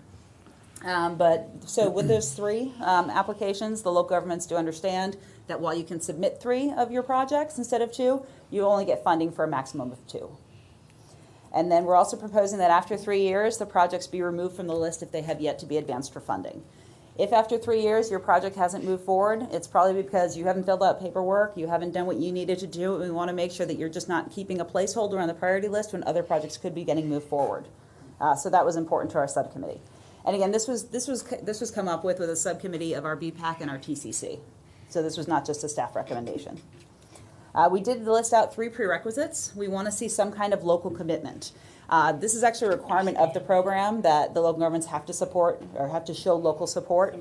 We've had projects that we've advanced for funding in the past that once they get up there and they're ready to be funded, the local government says, oh, we don't really want that anymore. And we want to avoid that happening. So we are going to ask for a resolution of support from the governing body of the local jurisdiction, as well as support from the community that they actually want the project to move forward. So it won't be a specific percentage, or? Not a specific percentage, but definitely some kind of support for the projects. That way, if it does receive funding, we don't have to pull it at the last minute. We also want to see 100% of right-of-way acquired or some kind of easement. We have, again, had projects in the past where FDOT is ready to fund the project, and, well, they can't because the jurisdiction doesn't own the land underneath it. The right-of-way has not been acquired, and we want to avoid that, again, so that we can keep turning over these projects and getting them advanced. Mr. Chair, Yes. this probably is going to sound like a stupid question. And maybe it's a result of my not having been on the MPO for a long, long time. But I get lost in all the different acronyms that I've heard you use in this part of your presentation, Chelsea. And I'm not exactly sure, who are you referring to when you say "we"? Is that Forward Pinellas? Well, this was come up with Forward Pinellas staff and a subcommittee of technical coordinating committee members and bicycle pedestrian advisory committee members. Okay. So it was both technical staff from the local governments and volunteer resident citizens that we have on our committees. So when you're talking about local jurisdictions and governments, those folks have had input? Yes. Yes, absolutely. Thank you. Good question. Thank you. Good question. Oh, thank you. And then the last prerequisite is, it's called LAP certification. That's local agency program. In order to use this funding, the local government, they build the project themselves and they have to have this level of certification. This is a bit difficult to obtain and we understand that. However, we can't get around it. So if a smaller local government does not have this certification, if they have some kind of documentation that shows that they have an agreement, maybe the county or the state will build the project on their behalf, or that they will make progress towards getting the certification, then that's acceptable as well. All right, so that's just how the revised structure would look. So, Yes. I'm sorry. All right. And I'm not here representing a local, small government, but the thought occurs to me when you said, if they can't, I hate that word can't. How do they get it done if they don't have the resources? They would have to get an agreement with another local government to build the project on their behalf. And it has happened before, either the county, another city, or FDOT. It is difficult. It's not a guaranteed, and this has shut out some of the smaller local governments in the past from getting this funding source. But unfortunately, it is a requirement of the program. And that's not from us. That's a federal requirement. Oh. Yeah. All those nasty federal. All right, so here's where we get into the scoring. A local match, we will give 1 point per percent match. And with only the project being about $2 million, any decent sized project, you're going to have some kind of local match. But we'd like to cap that at a maximum of 20 points. That way, a local government with a lot more resources, they do get some boost for having those resources, but they don't drown out all the others because they have tons of it. We're also linking it to the countywide land use plan, where if the project offers direct access to a multimodal corridor as designated on the countywide land use map, it would receive 10 points. If it provides direct access to an activity center, as designated on the countywide land use map, 10 points. If it's identified in the bicycle pedestrian master plan, which is our active transportation plan that you're going to be seeing at your meeting, I believe, next month, it would receive 5 points. If it fills a gap in the network, 10 points. If it provides direct access to a priority transit route, with 30-minute headways or better, it would get the full 10 points, but if the headways are 45 to 60 minutes, it would be 5 points. We understand these headways aren't the greatest. We'd love to see 15-minute headways in our high-frequency corridors, but we don't have that right now. So this is based on the existing system. Again, we can always amend this criteria moving forward as conditions change. And then if it provides direct access to an environmental justice area, it would be 15 points. And these points are set. There's no, well, you get half of the points if you do this or half if you get that. This is the scoring, and this is how it is.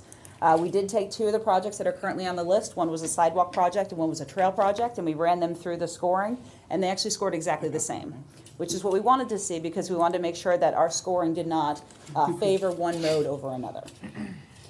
So on this screen here, it would be a maximum possible 80 points. And then this is where we broke it down by the differences between perhaps a bicycle trail or a sidewalk. We broke them out, but ensured that they were still eligible for the same number of points. For our bicycle facilities, we looked at what we're calling the level of traffic stress. And this is actually a technical exercise. You can't really fudge how you turn out. But when you complete the project, so say your trail, you build a bike trail and it's like a Pinellas trail segment, that would be scored as it's suitable for all ages and ability. It has a very low stress corridor. So with that, you would get 15 points.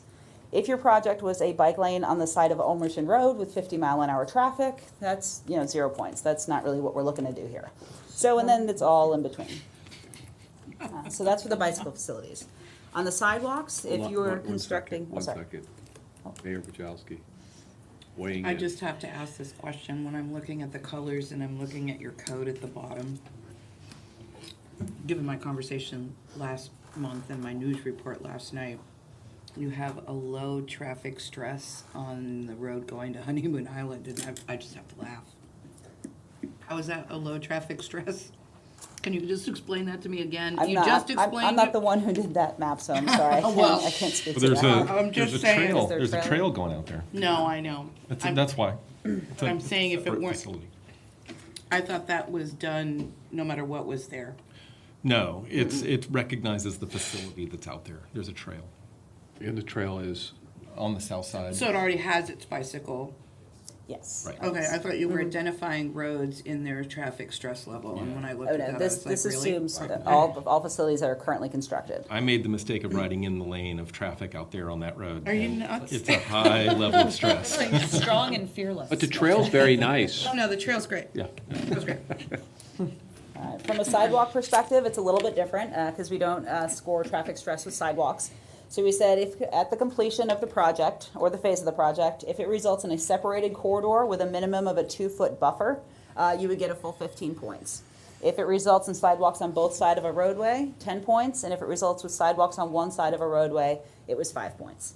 There was a lot of discussion about the scoring. Some people said, well, what if there's no sidewalk out there now? It's better if there's at least one side. But the impetus was to try to encourage people to get the sidewalks on the both sides because ultimately that's what we'd like to see countywide. All right, so for the next steps, again, this has gone through all of the committees and has been supported, and we've been looking for board support today. We'd like to issue a call for projects later this year, perhaps in the fall timeframe. When all the project applications come in, we do very much like we do with Complete Streets, develop a subcommittee to get together and score them, and then bring the final ranking to this board for approval. So that is a federal program, dollars, how many dollars a year coming? It fluctuates. The dollars actually come to the district, and then the district tries to allocate them equally based on population. But in the current work program, we have about $4.5 million. For Pinellas County? Correct. Per year, that's what we're running right now? Not per year. That's Total. over the, Fluctuates. Over the 5-year period. over the Yeah, there's 5-year about $1.5 period. million every other year. okay. And another quick question. Yeah. Mr. Chair, is it to be used on state roads too, even if it's in a municipal jurisdiction? It Or could is be it for? used on any kind of project. Currently, the projects that have TA funding on them are 71st Street Trail in St. Petersburg, 42nd Avenue North sidewalks in the Lellman area, and then some sidewalks along Starkey Boulevard in Largo unincorporated area. Mayor Bradbury, you had a question? I do. The bicycle trails versus trying to make your city more bicycle friendly. So if a city has a bicycle trail and they're going to connect to that, they get a higher point than a city who has no trails? No, the connectivity score is if it completes a gap. So if there's a trail here and a trail here and you build in between, then yes, you would get extra points. But if it's just extending it, that wouldn't get any points. But the gap doesn't have to be a trail. The gap can be a bike lane. Some kind The of gap can be a facility. sidewalk. The gap can be a shared lane marking. And that was my next question is sidewalks, because as we've gone through neighborhoods that have never had a sidewalk in their lives, and we're trying to put them in, some of the neighborhoods only want the sidewalks on one side of the road. We actually have citizens signing petitions to not put the sidewalk in. We have the same thing.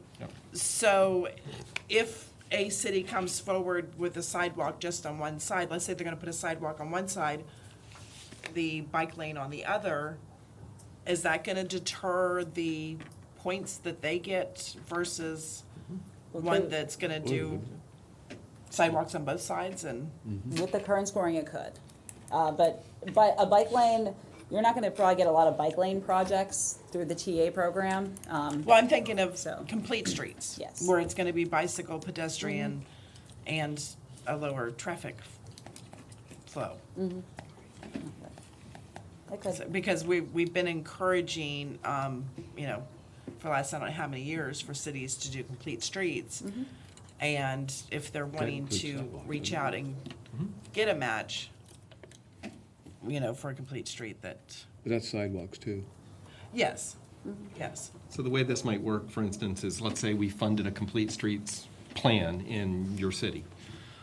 You might then, from that complete streets plan, apply for an element of that complete streets plan through this program.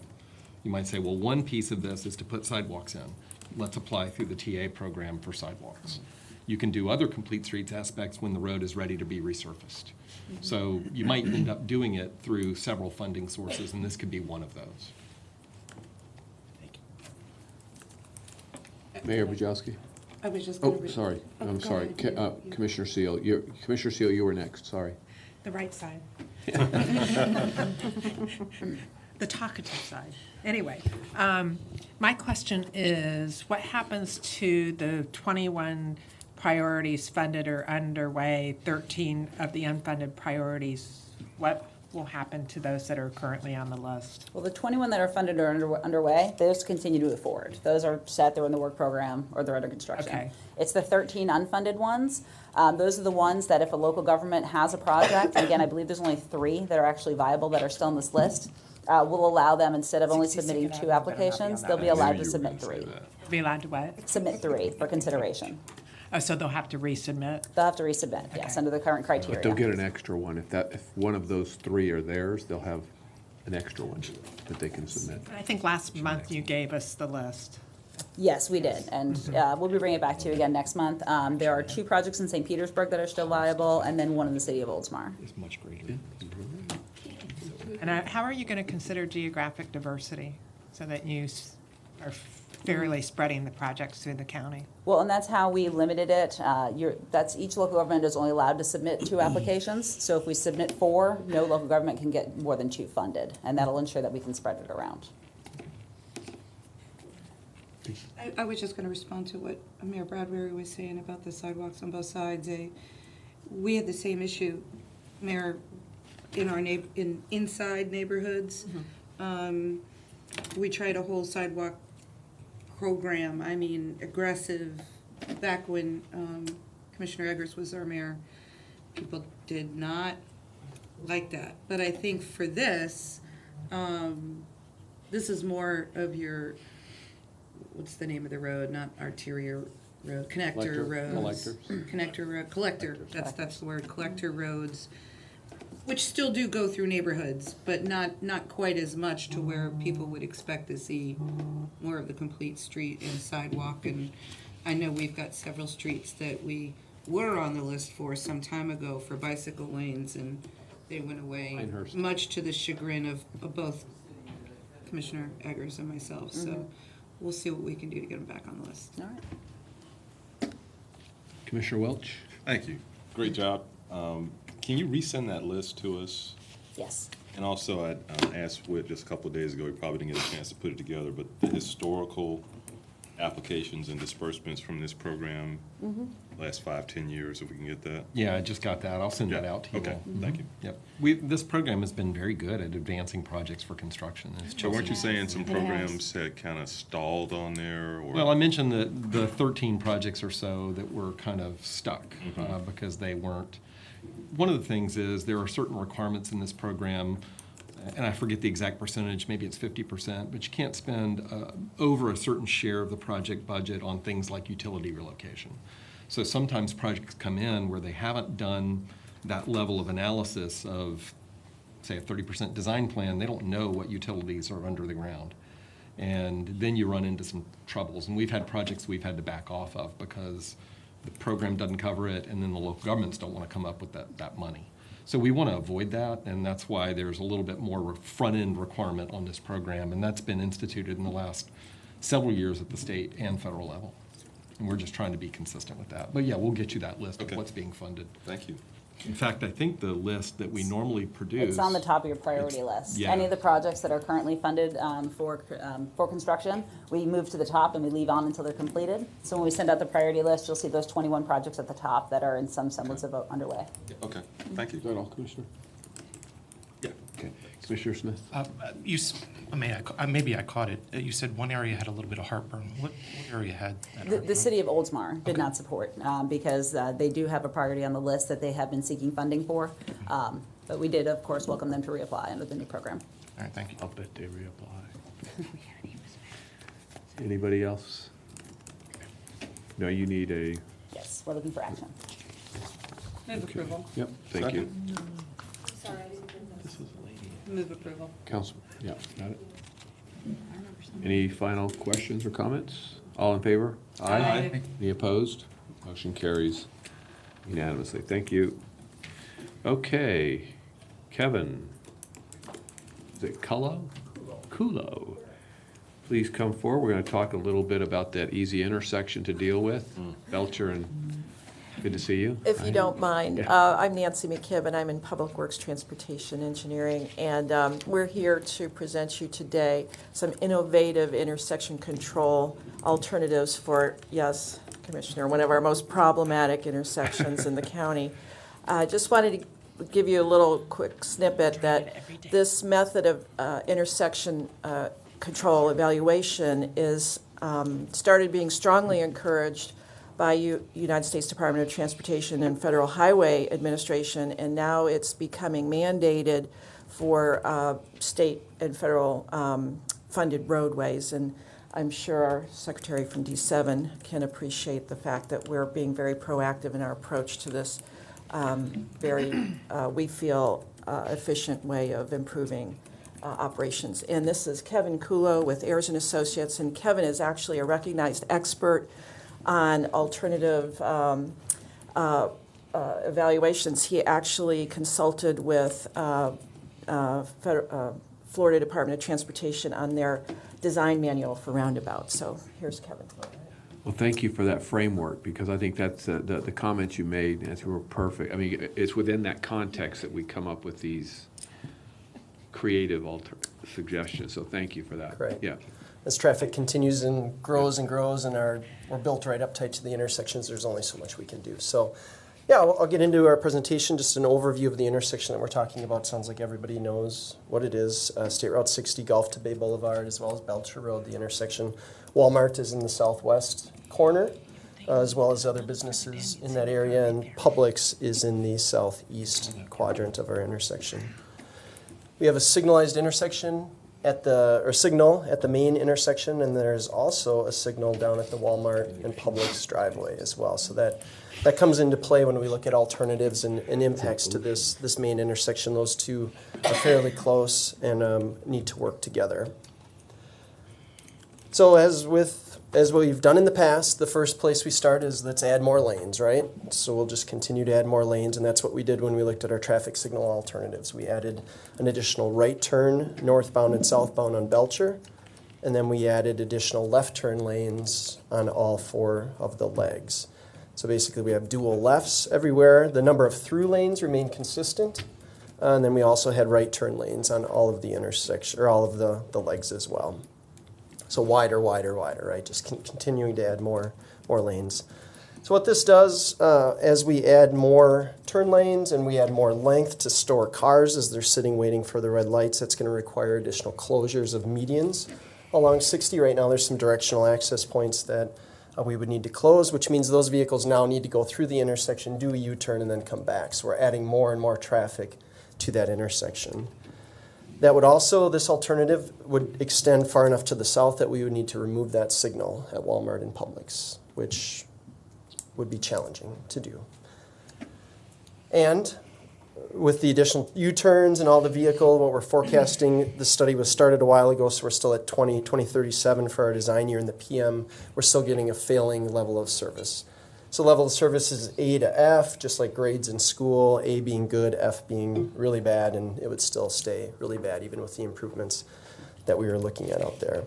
So that was the traffic signal alternative. We did look at a single point urban interchange, such as what 19 has on it, and that would have Belcher going over the top, or I should say Gulf to Bay going over Belcher. Great improvements on 60, right? But as you can imagine, significant right-of-way impacts. Businesses that were still there would have access impacts and a real significant high cost with that alternative as well.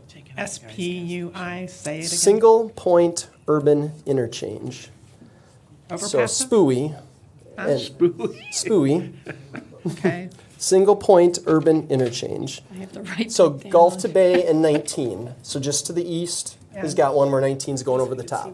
So that's what that would look like at this location. But this one would be Gulf to Bay going over the top. So It would be typically the main over Belcher. over Belcher. It would be over Belcher. Yep. Okay. And now Belcher would be down at ground, but you'd Okay. have ramps coming down. You would have, you'd still have the U-turns you can see on the east and west side, which the ramps kind of work as one-way frontage roads. It's a real huge change as to what is out there So the high today. cost includes all the right-of-way purchasing you'd have to do. And Everything, yep. So very, very high cost. So here are the costs for the different alternatives. I'd mentioned we looked at a number of different signals. So on Belcher, we looked at one where we pushed all the improvements to the left side of Belcher, one where we centered, and then one we pushed to the right. So we had between 15 million and 17.5 million for those different signal alternatives.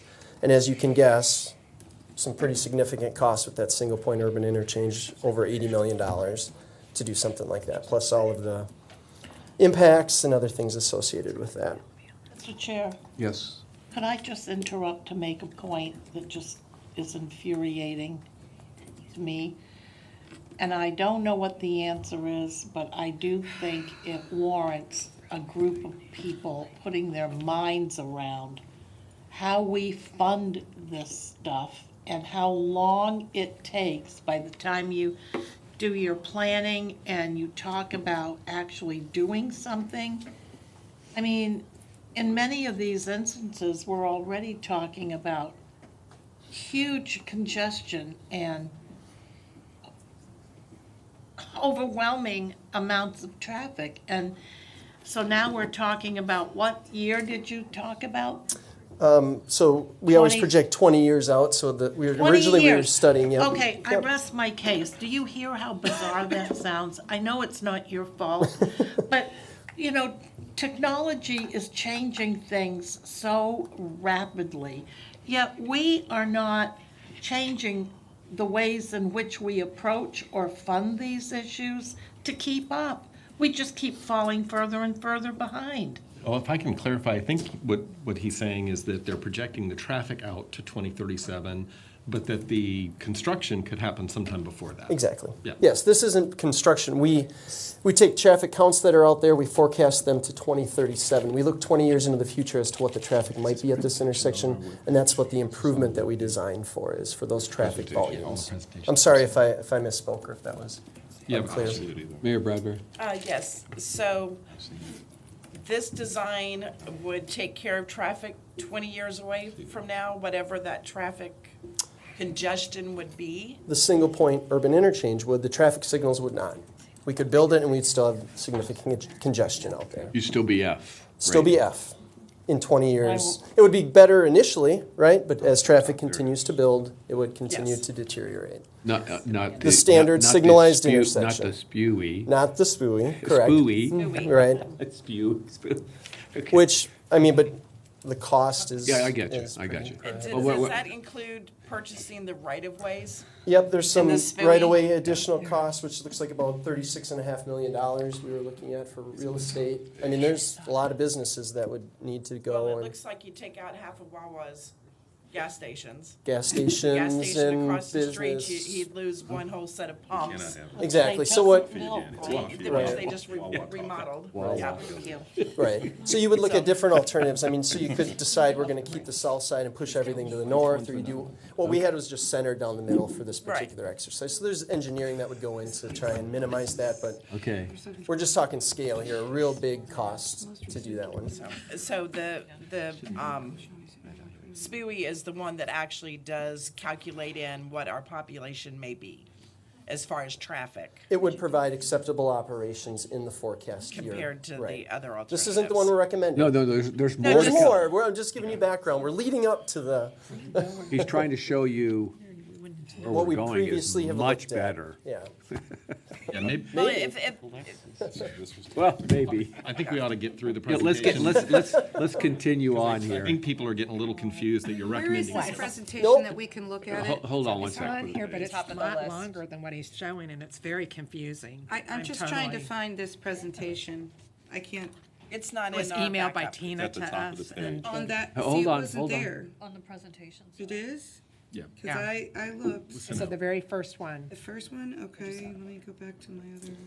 So I apologize, let me clear, I mean, this was a study that we completed, these were alternatives it that we is. initially Sorry, looked okay, I at. see it. And we've moved forward, we've got to a point now where we're gonna walk through the process of new innovative alternatives that we investigated, now that we're That's moving how you forward. started the conversation. Yep. The new innovative alternatives. Right, And these we're are the old way. Right. We're not looking at these anymore, we're looking at something different. But I wanted to give the background, we can't do things the way we used to. We can't just add more and more lanes. So none of this matters that you're showing us. It's background. It's perspective. Okay. It's Background. perspective. That's what was Perspective. confusing. I know. I mean, I'm- Well, go ahead, please. I apologize Oh. if it's confusing. Okay. So, here's a good graph that shows on the left side, as we have increasing traffic volumes, the different type of intersection treatments that we can look at.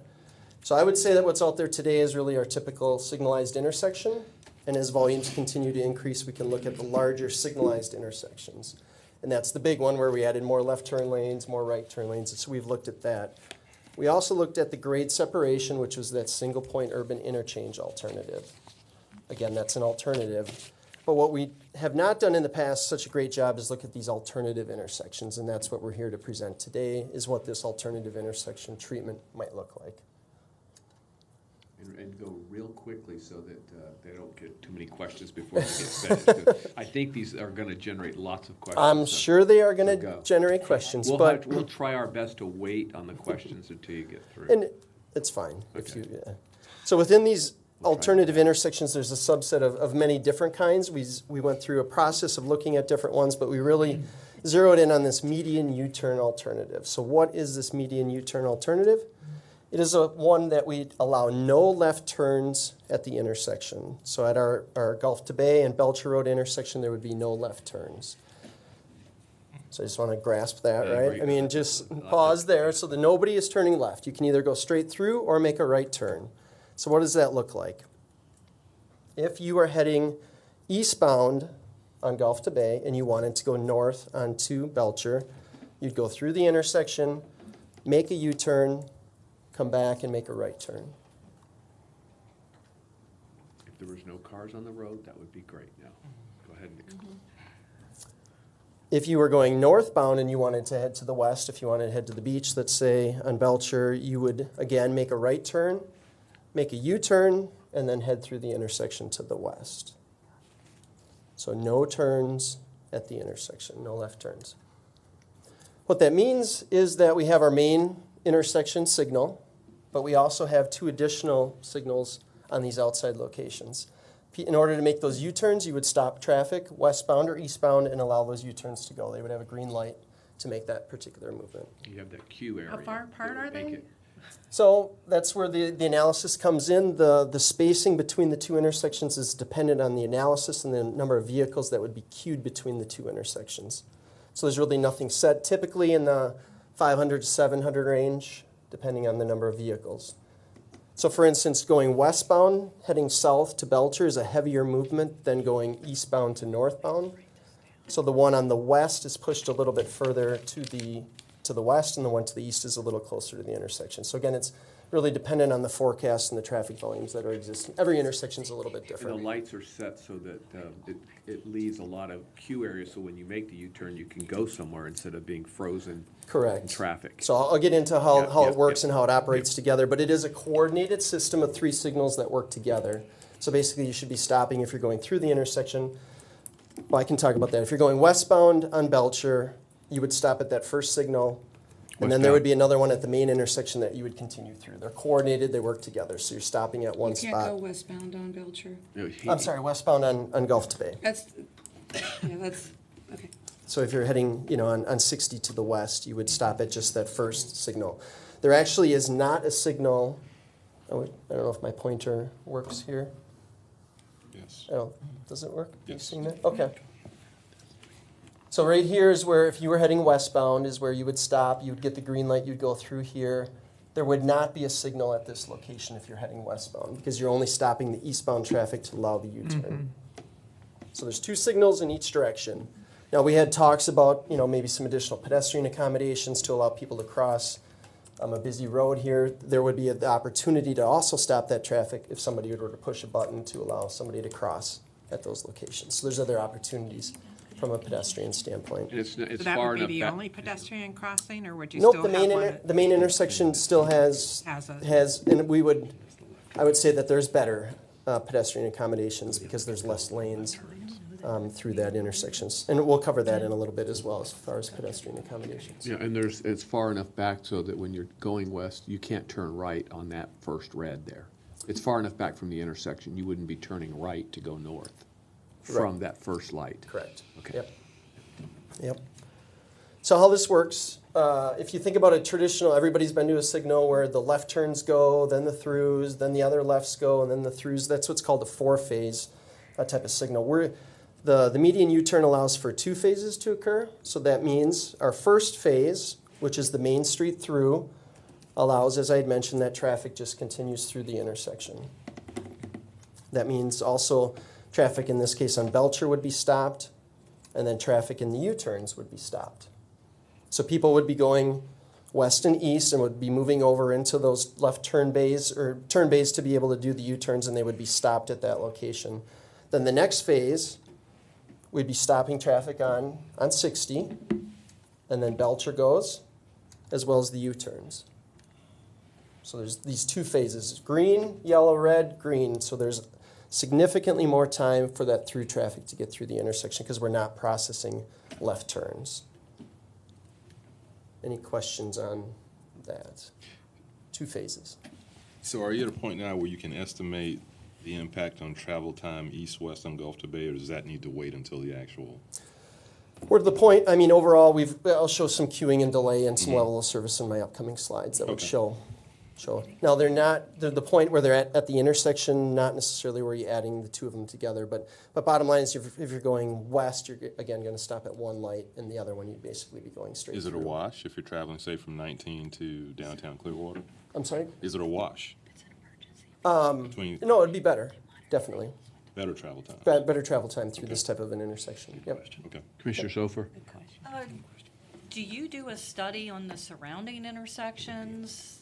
Basically, if people just want to avoid this, if they feel like it's going to be a nightmare, what the impact will be for the other directional traffic for the other areas? Is that considered when you put something like this together? At this time, we haven't done that, but that is something you'd consider. Just the opposite of that is this would work so well that it draws traffic to it compared to the other intersections. So there's different ways that you can go. Yeah, I don't think so. So in You this don't believe perfect that? world that you live in, but, Well- but you do take that a step further once you. Some additional analysis could be done. At this point in time, we have not done that additional analysis. But basically, you're saying less traffic would be going through this intersection and more to the other ones. Our study was focused on this particular intersection at this time. But so this concept, this is one intersection where there's a real push for what's called super streets. And this is a number of these along a corridor where you get them all linked up together, and you can really get great progression along this corridor by getting rid of all the left turns. So if you think about other intersections along Gulf to Bay here where you could do the similar thing, restrict all those medians in between, get rid of people turning left into businesses, forcing them to make a right out, go through and do these U-turns and head back in the other directions.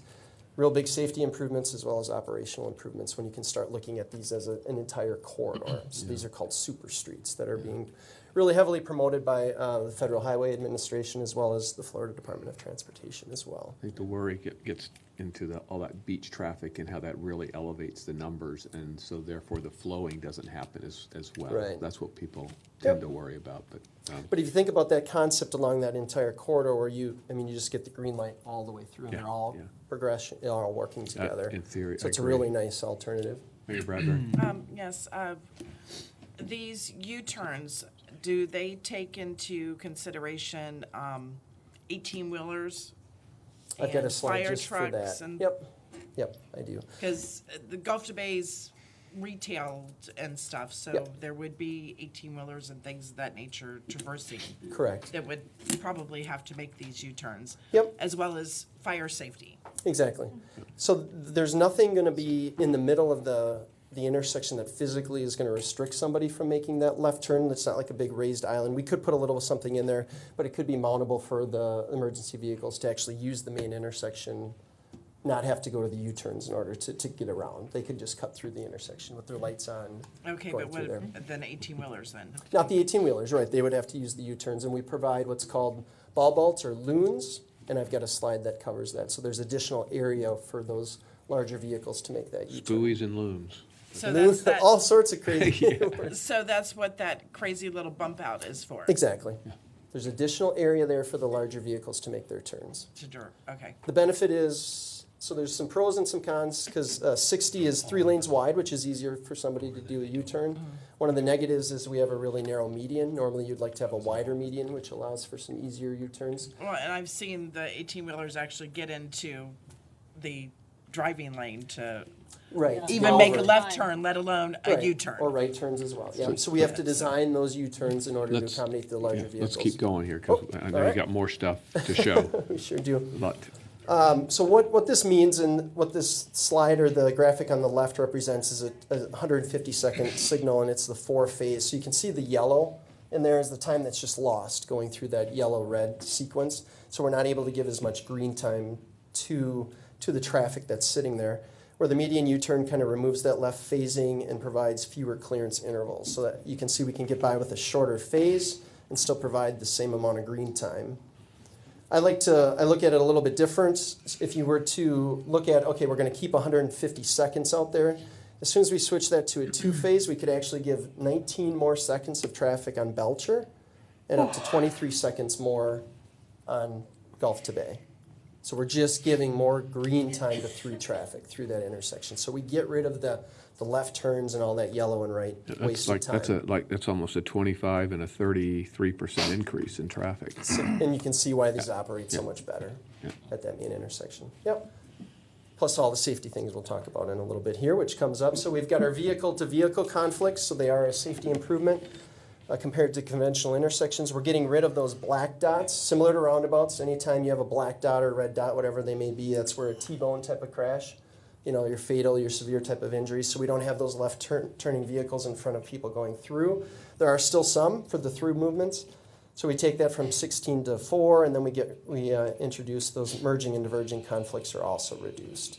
So this would also be a safety improvement as well as a capacity improvement. When we look at it from a pedestrian to a vehicle standpoint, we're getting rid of those left turning vehicles that cross the crosswalks when you're doing that. Sometimes those are really bad as well. But we have the same amount of traffic going through this intersection, so we're taking those lefts and now making them rights. So the pedestrian is still kind of exposed to the same amount of traffic, but there are less points where that can occur. You'll see from the graphic that we do have a larger median in between because we're getting rid of the left turns. So now we'll be able to store traffic or pedestrians a little bit more in the median. So we could do a two-stage pedestrian crossings if we wanted to. So again, it's just a different environment. We'll still maintain 3 lanes east-west, but we'll get rid of the left turn. So there would be, again, that refuge in the middle for pedestrians. Through our study, we actually looked at 4 different median U-turn alternatives. I don't want to confuse everybody even more, but we looked at not only U-turns on Gulf to Bay, but U-turns on Belcher potentially, and then there's ones that are called partial median U-turns where some lefts are allowed at different ones. So again, I don't want to confuse everybody, but we did go with the east-west median U-turn alternative, which does provide the best operations of the 4 that we studied. It will allow that signal at Walmart and Publix on Belcher to remain. So that's a real big positive, where all the other alternatives we were looking at would have to have removed that signal there. And overall, it is our lowest cost. So we asked about the operations and what this looks like. Remember, we had talked about that at our main intersection, we were looking at a level service F. Well, this is in 2038 that we're looking at. Our level service, again, A, B, and C. You can see the B at 12.6 and a B at 14.1. So huge improvements, significant changes to the operations of this main intersection. Now, if you were to look at the right-hand side, that's our northbound. Those are the Belcher results, so you can still see some operations at level service D. Those vehicles are waiting, they're making the right turn. But overall, through the main intersection, we're getting really good operations through there. In addition, we need to look at the U-turn locations as to what the operations would be at those as well. So again, you can see some really good operations at those locations. In the PM, the one location that is the one that kind of controls is our the west U-turn. So that's the one on the right down in the bottom. You can see there's a couple Ds at that location, meaning we have a real heavy eastbound traffic that is conflicting with the U-turn. So we're really kind of maximizing there. But again, providing some great operations at that intersection compared to what a standard signalized intersection can do. So what does it look like? This is, and I apologize, it's a big intersection improvement, but you can see the ball vaults or the loons on the east side as well as the west side. The 3 through lanes that are there would stay in their same exact spot. The median now would be just reconfigured, so we've got left turn or that U-turn. If I can show you with my mouse here. Right here, so this is a left turn lane where the vehicles would be stored waiting at this stop bar here. Then you can see there's a stop bar at this location. This is where the signal would be located. They would get the green light. They would be able to make that. And then you can see that there's actually a right turn lane that is extended back to that ball vault. So as they turn and they go through there, they would just be able to then go into that right turn lane if they were looking to head south on Belcher for this situation. So there's right-of-way acquisition in this. There is right-of-way acquisition in this one. This alternative, because we were comparing it to all the other ones, also include bike lanes, so there's a little bit more impacts there. We've had discussions, well, we're probably not going to be looking at bike lanes on this particular roadway, but we were doing an apples-to-apples comparison with previous alternatives. So yes, You would really not need right-of-way on the northwest corner and not need right-of-way in the southeast corner, but we would need some up in this area as well as for this right turn, and the same with on the south side through here. There is an existing right turn lane there as well as right in here, but they would just need to be extended further to the east and to the west. And then on Belcher Road on the north side and the south side, we would be adding right turn lanes there as well, which aren't currently there today. Any questions on that before I go to Belcher? So this is on Gulf to Bay, what this looks like? Yeah. Out of curiosity, what impact would PSTA buses have on this roundabout? Did you want to answer? Ask the question again. The PSTA, the buses? The buses? In this intersection. So there's different locations where we could look at transit stops. Existing one is, I think there's one by the gas station as well here. So we would coordinate and work with them. They can be accommodated through this type of an intersection. And crossing, out of curiosity? People wanting to cross? From pedestrian standpoint, you're saying? Yeah, and they would be, you see at the main intersection, there's crosswalks provided. Okay. And again, there's that wider median in there for those pedestrians to sit in there. You mean during the light sequencing, if they don't get all the way across? If they don't get all the way through, they could sit in the median. Normally, you would let them go all the way through. But again, we've got 4 lanes now that you're trying to cross, a right turn lane and then 3 through lanes instead of a right turn, 3 through, dual lefts. Right. So it's significantly narrower, less crossing distance for pedestrians through there. Anything else, Commissioner? Mayor? Well, on to his question about, I'm looking at page 20 of your PowerPoint, which you did not go over, I don't think. We're not there yet, are we? Yeah, we're past it. 18 right now? Well, then your PowerPoint that we have is different than the PowerPoint. It is. Because it says that median U-turn, which I think is what we're talking about, right? Median U-turn says that pedestrian and bicycle accommodations are all good. Transit accommodations are fair. So where? Is it forward? It wasn't even in this. It's not in the one you're doing. That's why I'm saying what we got shows, which was ranked number 1, I guess, is showing transit accommodations as fair. So my question is, I think the same as Michael's, which, what takes it from good to fair? 'Cause I'll be honest with you, I am sure this makes a lot of sense to you, but I mean, the whole presentation is extremely technical and difficult to understand. Yes.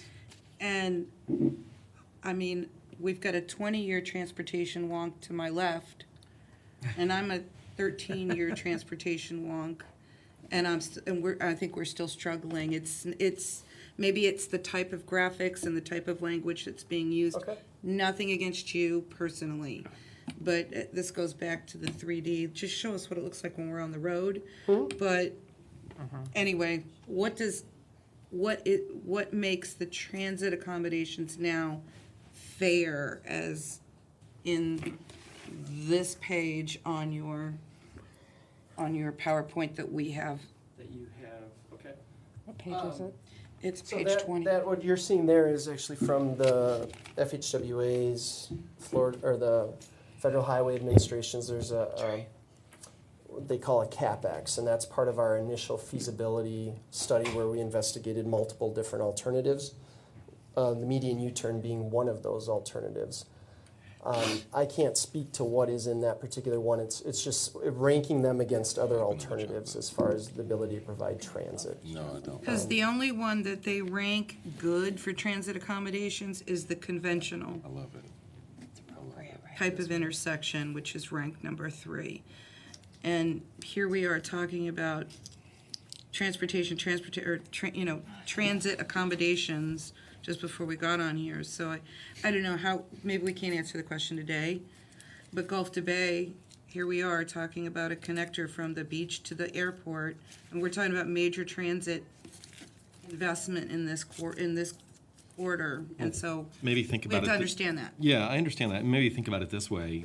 With all the additional green time that you're giving east-west vehicles, the transit is going to absolutely benefit from not being stuck in the congestion that everybody else is stuck in. I mean, if everybody's moving east-west better, the transit vehicles are going to be moving east-west better. Right, but when it says transit accommodations, that makes me, in Okay. theory, feel like wherever you're gonna get it is going to be fair rather than good.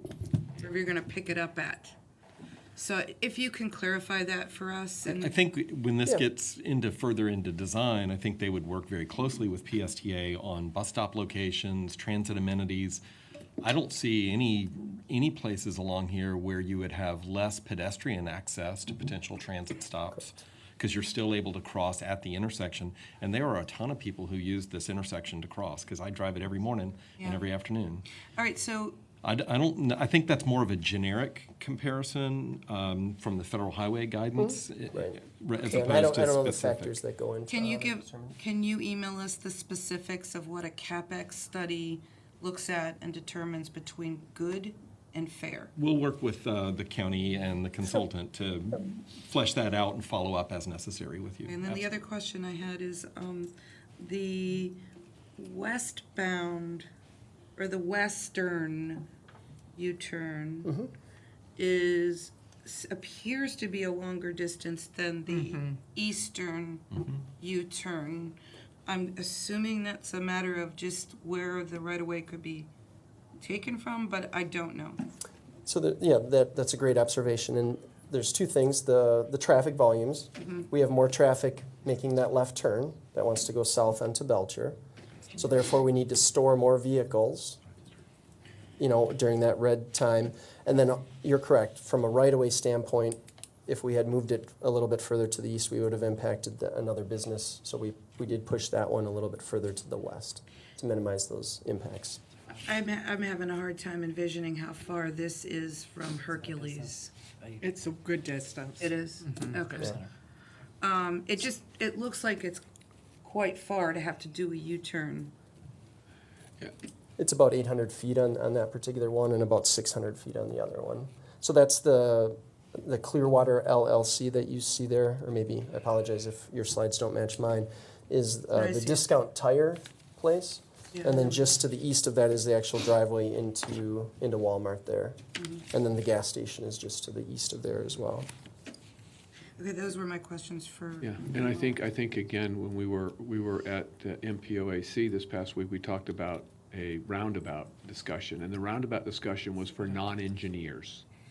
And it was a very generic kind of 30,000 foot. And Sure. And sure, some of those first questions that came out were like more engineering type questions and details. Yep. And you dived right into what we would consider engineering type stuff. So it's a lot to take in. Yep.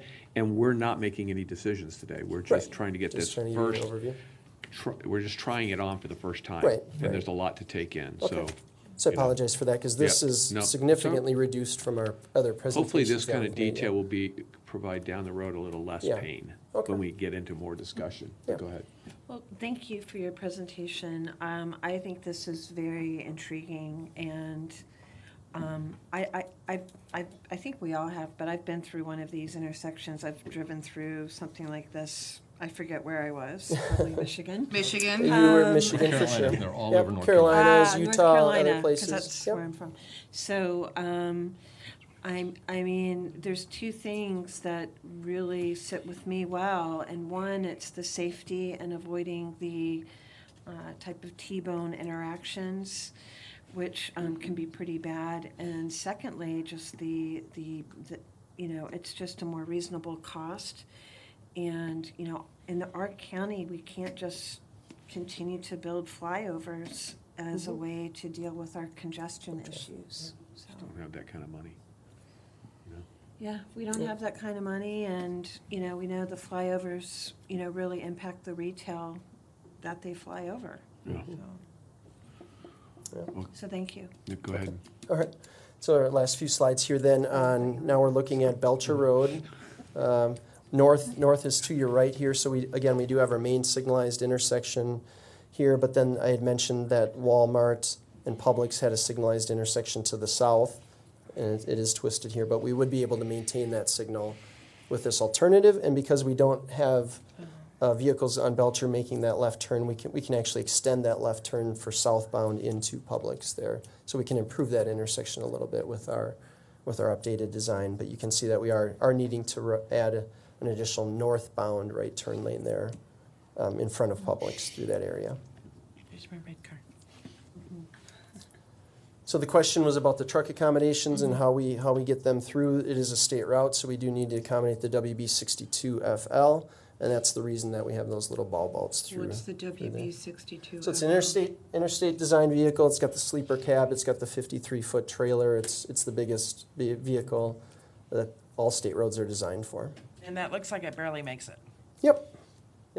But the more generous we make it, auto turn, which is what's shown here, is just a little bit conservative, but more and more wider we make it, the more impacts we have on right of way. So again, a concept design.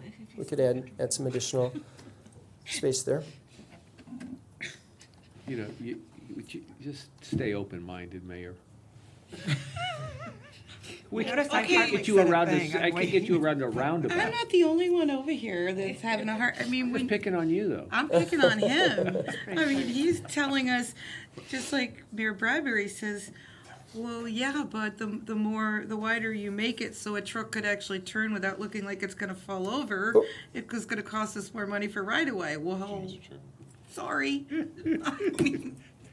Commissioner Welch? Thank you. I just want to make sure I heard you right. Did you say auto turn? Yeah. Auto turn is a design software that we use that models trucks. And cars. And cars and fire trucks, and it's a Okay, I design thought you tool. were referring to technology. It's an engineering thing. It's an engineering. Okay. It's not technology in the truck. No. Turn I'm sorry, it automatically, is. which isn't out of the realm of possibility. Correct. Yep. Okay. Remember, today is about trying this code on for the first time. So we're just, we're not going to be 100% comfortable when we leave today, by any stretch. So As Nancy had mentioned, I've done roundabouts for almost 20 years now, and this reminds me a lot of when I was first presenting roundabouts years ago. Yeah. What is a roundabout? It is different. It's unique. It's innovative. It's out of the box. It's going to take some. Yeah. How do we do let's not get this into type roundabouts, of but thing? keep going. Okay, I can do that. So here now we've taken what we had built before, the other alternatives, and now we've looked at this median U-turn alternative, and it's at $13.5 million compared to all of that. So what this cost includes is a full reconstruction of everything that we had shown there. So ripping everything up and putting everything back new in there. And when you compare these alternatives, safety is a big piece of this that's not shown right here when you compare 1, 2, 3, and 5. Correct. So, go ahead. So when we move forward and we look at just what this summary is, this east-west median U-turn alternative does provide the best operations. Outside of the single-point urban interchange, we get rid of that no left turn, or the left turn phase. It has the lowest cost. We're going to be able to reduce our right-of-way impacts. Safety, as we had just talked about as well. And one of the other things is that it does provide that traffic signal on Belcher that one can stay with this particular alternative. Is that alternative 5 or 4? Hold on, Commissioner Zeal. That's fine.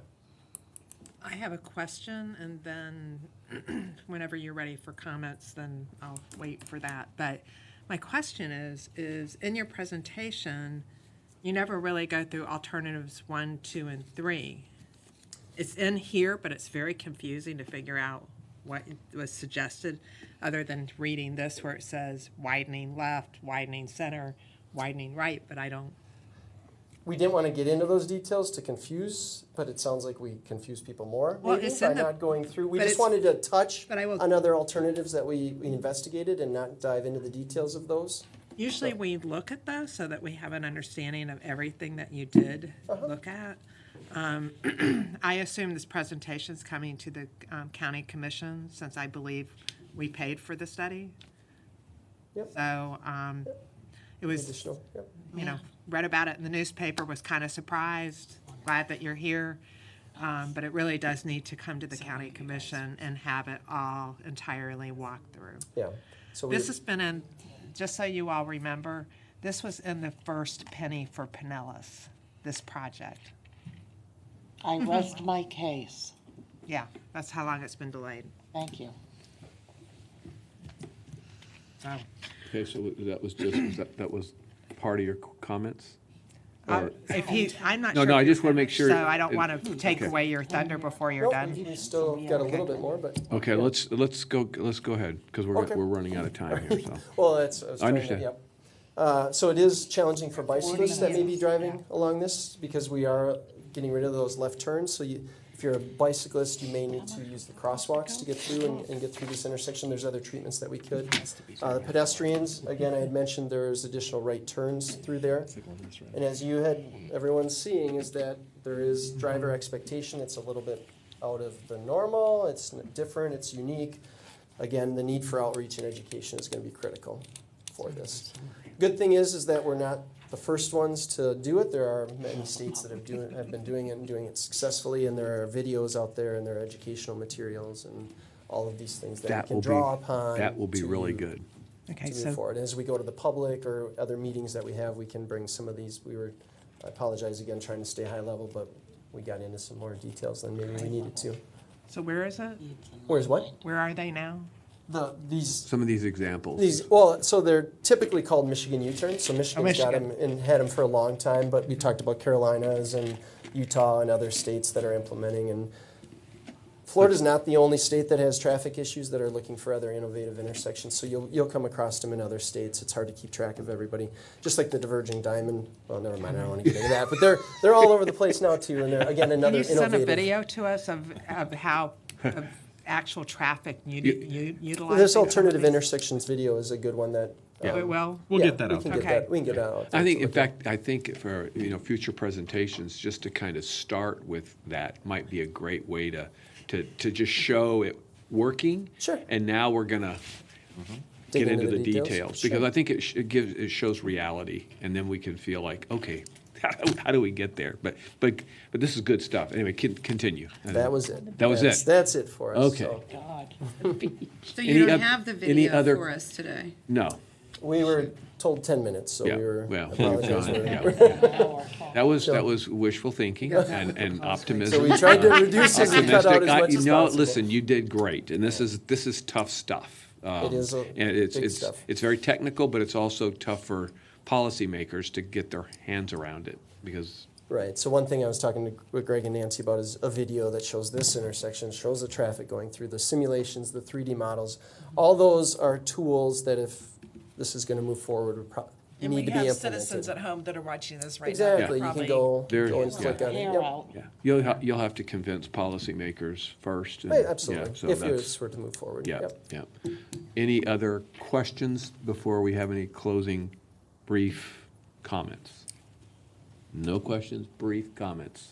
Yes. And it will be brief. So I do find this very interesting, and I do understand what you're proposing based on how you showed the traffic movements. I guess it's a question or a comment.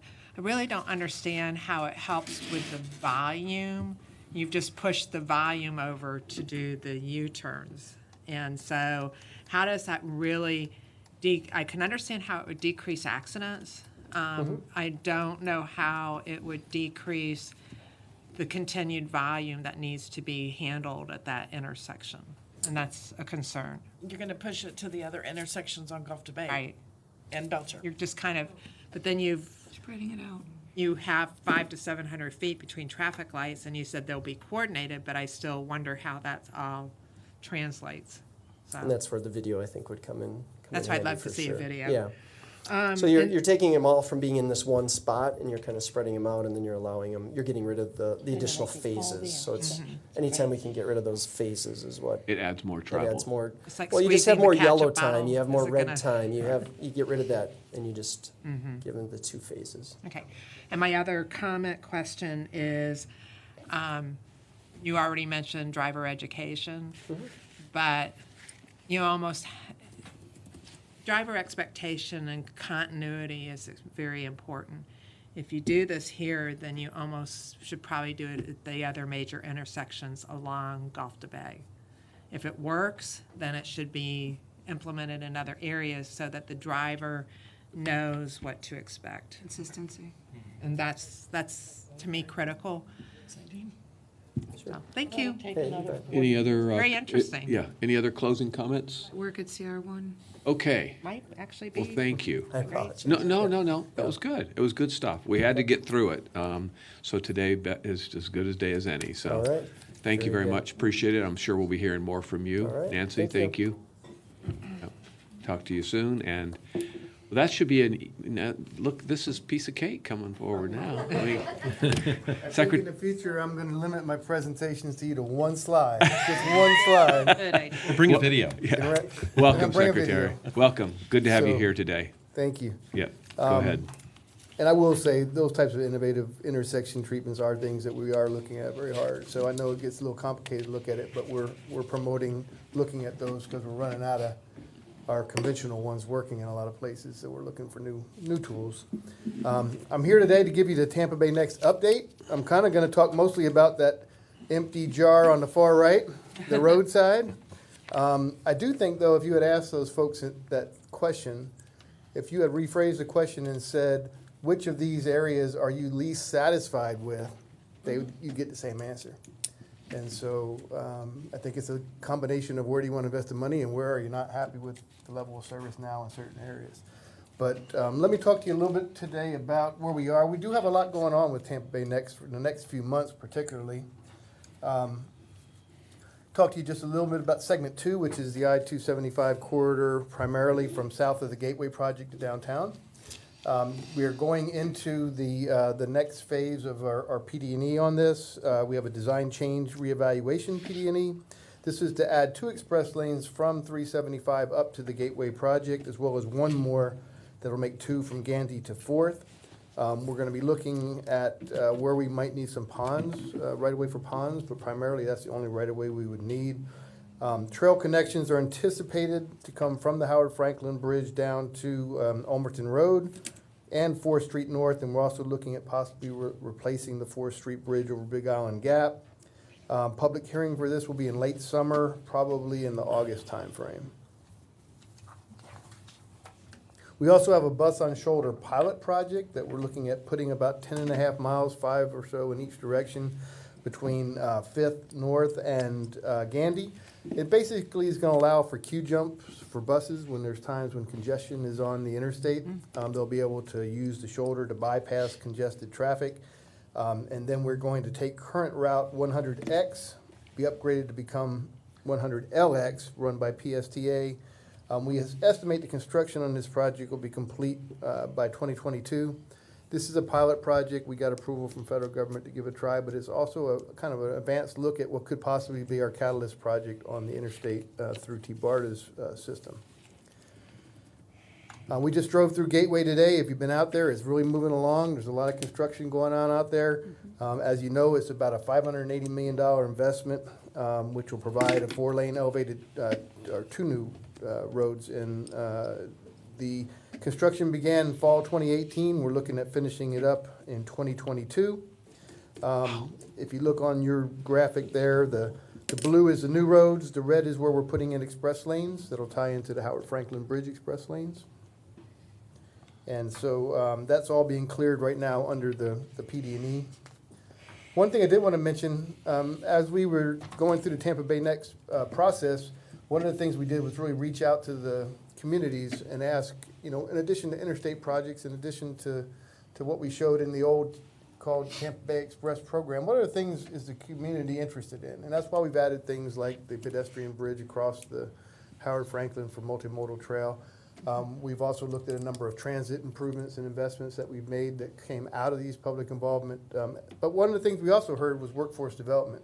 And it's something that's critical for our industry as well, because we're running out of skilled workers faster than we're bringing new ones into the industry. And we also found that there's a lot of communities where there is workforce that needs to be provided with opportunities for skilled jobs, but they need to be given that first opportunity to get into the workforce.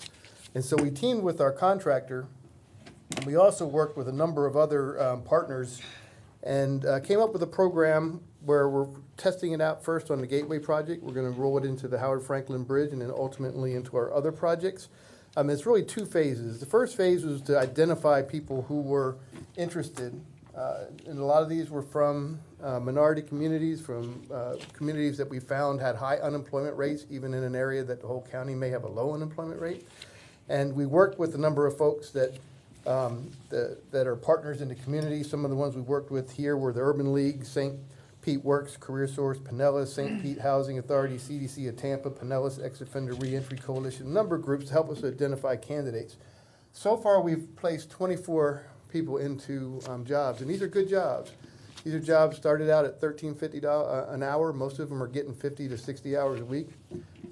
They get full benefits, and a lot of these folks that we talked to them, you know, they said primarily, you know, one of the things in the past, they were having a hard time getting a job more than 30 hours that had benefits. And some of it was they couldn't get to the job, or they couldn't invest in the things they needed, the boots, the gear they needed to get it.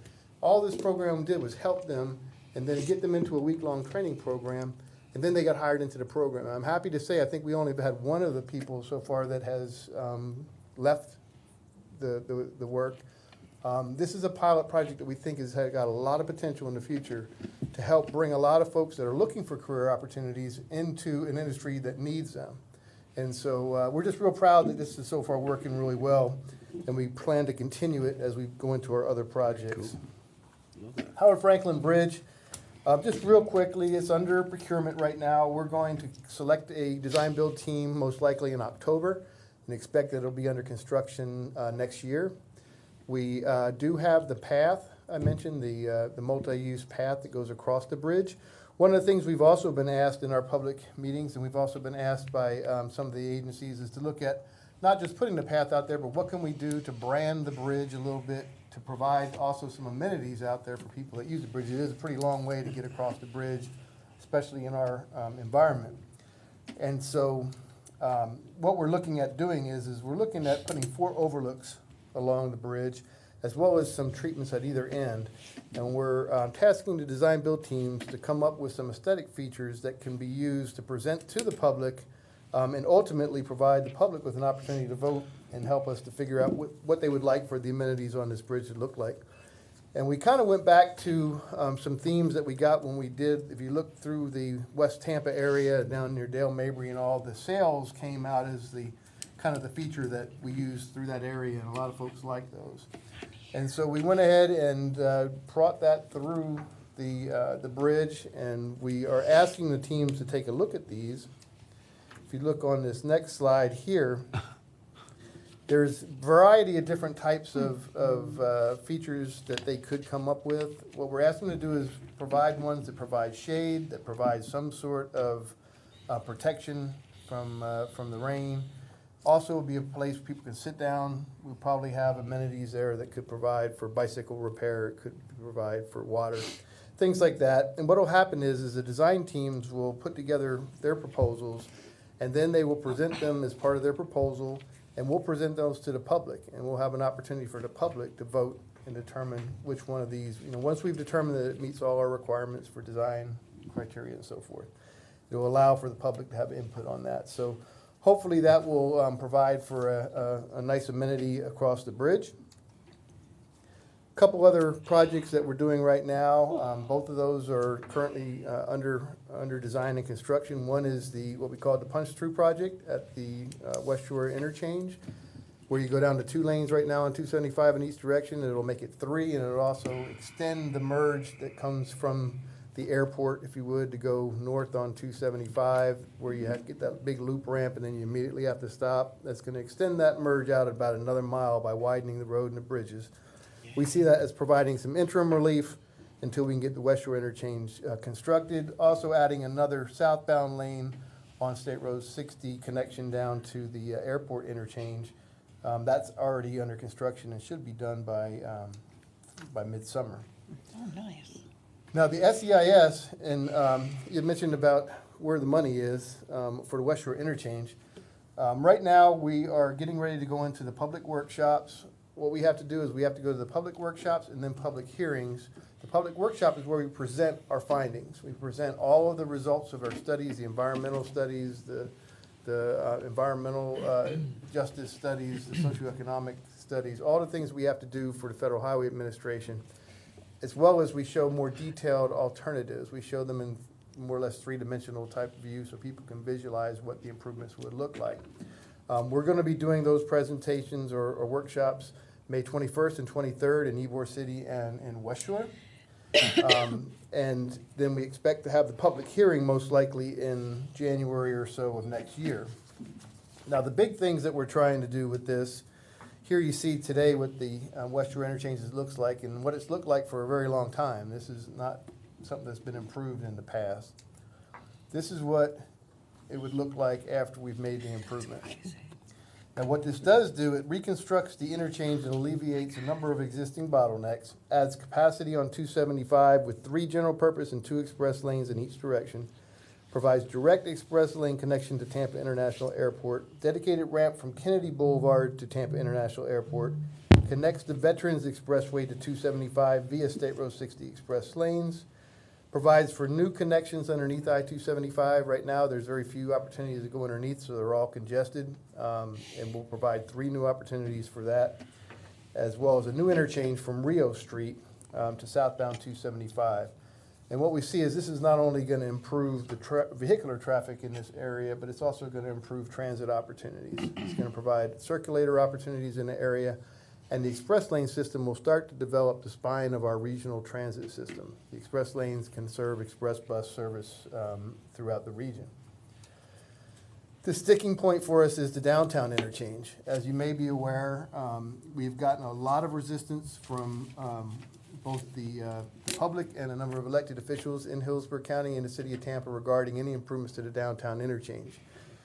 We have developed 4 alternatives, 2 that are what I would consider fairly impactful. They do provide all the capacity you would need, but they are very impactful in terms of the footprint that it would take up and impacts to some of the community. We also developed 2 what I'd call kind of reduced footprint alternatives that really just provide more express lane capacity through there. It improves it by taking the express lane system and expanding it through the interchange, but not widening the general purpose lanes out. The challenge we run into right now is that from the Federal Highways Administration's stance, they want us to make decisions on both of these at the same time. And what we were hoping to do and what we're still working with them to try to do is to ask them to let us advance the West Shore interchange, the State Road 60 area interchange, and take the downtown interchange and kind of put it to the side for a little while. For a few reasons. One, we know that Brightline is coming in. We don't know exactly where they're coming in, but they're coming in right through this same area. Second, we don't have the money for both of these interchanges, and we probably won't have money for both of these for a while. We're focusing on West Shore. That's where we want to get the money for, but it's over $1 billion. So what we're navigating right now, and we had a presentation this morning to the Hillsborough MPO, we're navigating not trying to get folks to understand that we may have to make a decision on the downtown interchange, but it doesn't mean that we're going to move forward with it. And it also means that probably by the time we get back to it, we'll be required to study it again because enough time would have lapsed that the federal government would ask us to. If we can get them to let us separate it, it'll be much easier for us. If they don't, then we'll work through it, but it just depends on how much noise you might hear related to it. But our hope is that by next year, sometime around maybe this time next year or a little bit later, we hope to have final resolution on all this that will allow us to start moving forward with getting the funding. We have gotten positive feedback from Tallahassee that they would work with us to find financing for the project once we get our clearance from Federal Highway Administration. So that's our next big step. The other item I thought I'd mention to you, although it isn't directly related, but it'll lead into another quick conversation. We have segment 7, we call, which is north of I-4, north of the downtown interchange. And it's important for a few reasons. One, if you've ever come from north on 275 and tried to go to southbound and go to I-4, it's really a mess. It's got 1 lane right now, and we have over 1,500 crashes a year within that area of the interchange. That's like 3 a day. So it's a bad area. It's probably more like 5 a day, I guess, if I did my math right. So we're trying to do some interim improvements. They would not increase the footprint of the intersection, but they would add more bridging, things to make some immediate improvements. But what we need to do is we need to widen the road up to the north. And we have the right of way to do that. We can fit all that in. The challenge right now is that Hillsborough is, they're considering at least putting this on hold because they voted today to commission a study to take the interstate down from 275 from I-4 to Bears Avenue and turn it into a surface street or boulevard. So that study is getting ready to commence. What I did ask them to consider doing was to reach out to Pasco and Pinellas County. That's a regional facility. I think the primary reason they would like it to be a boulevard is to have more of a local feel of a arterial street that you reconnect all the sides of the interstate.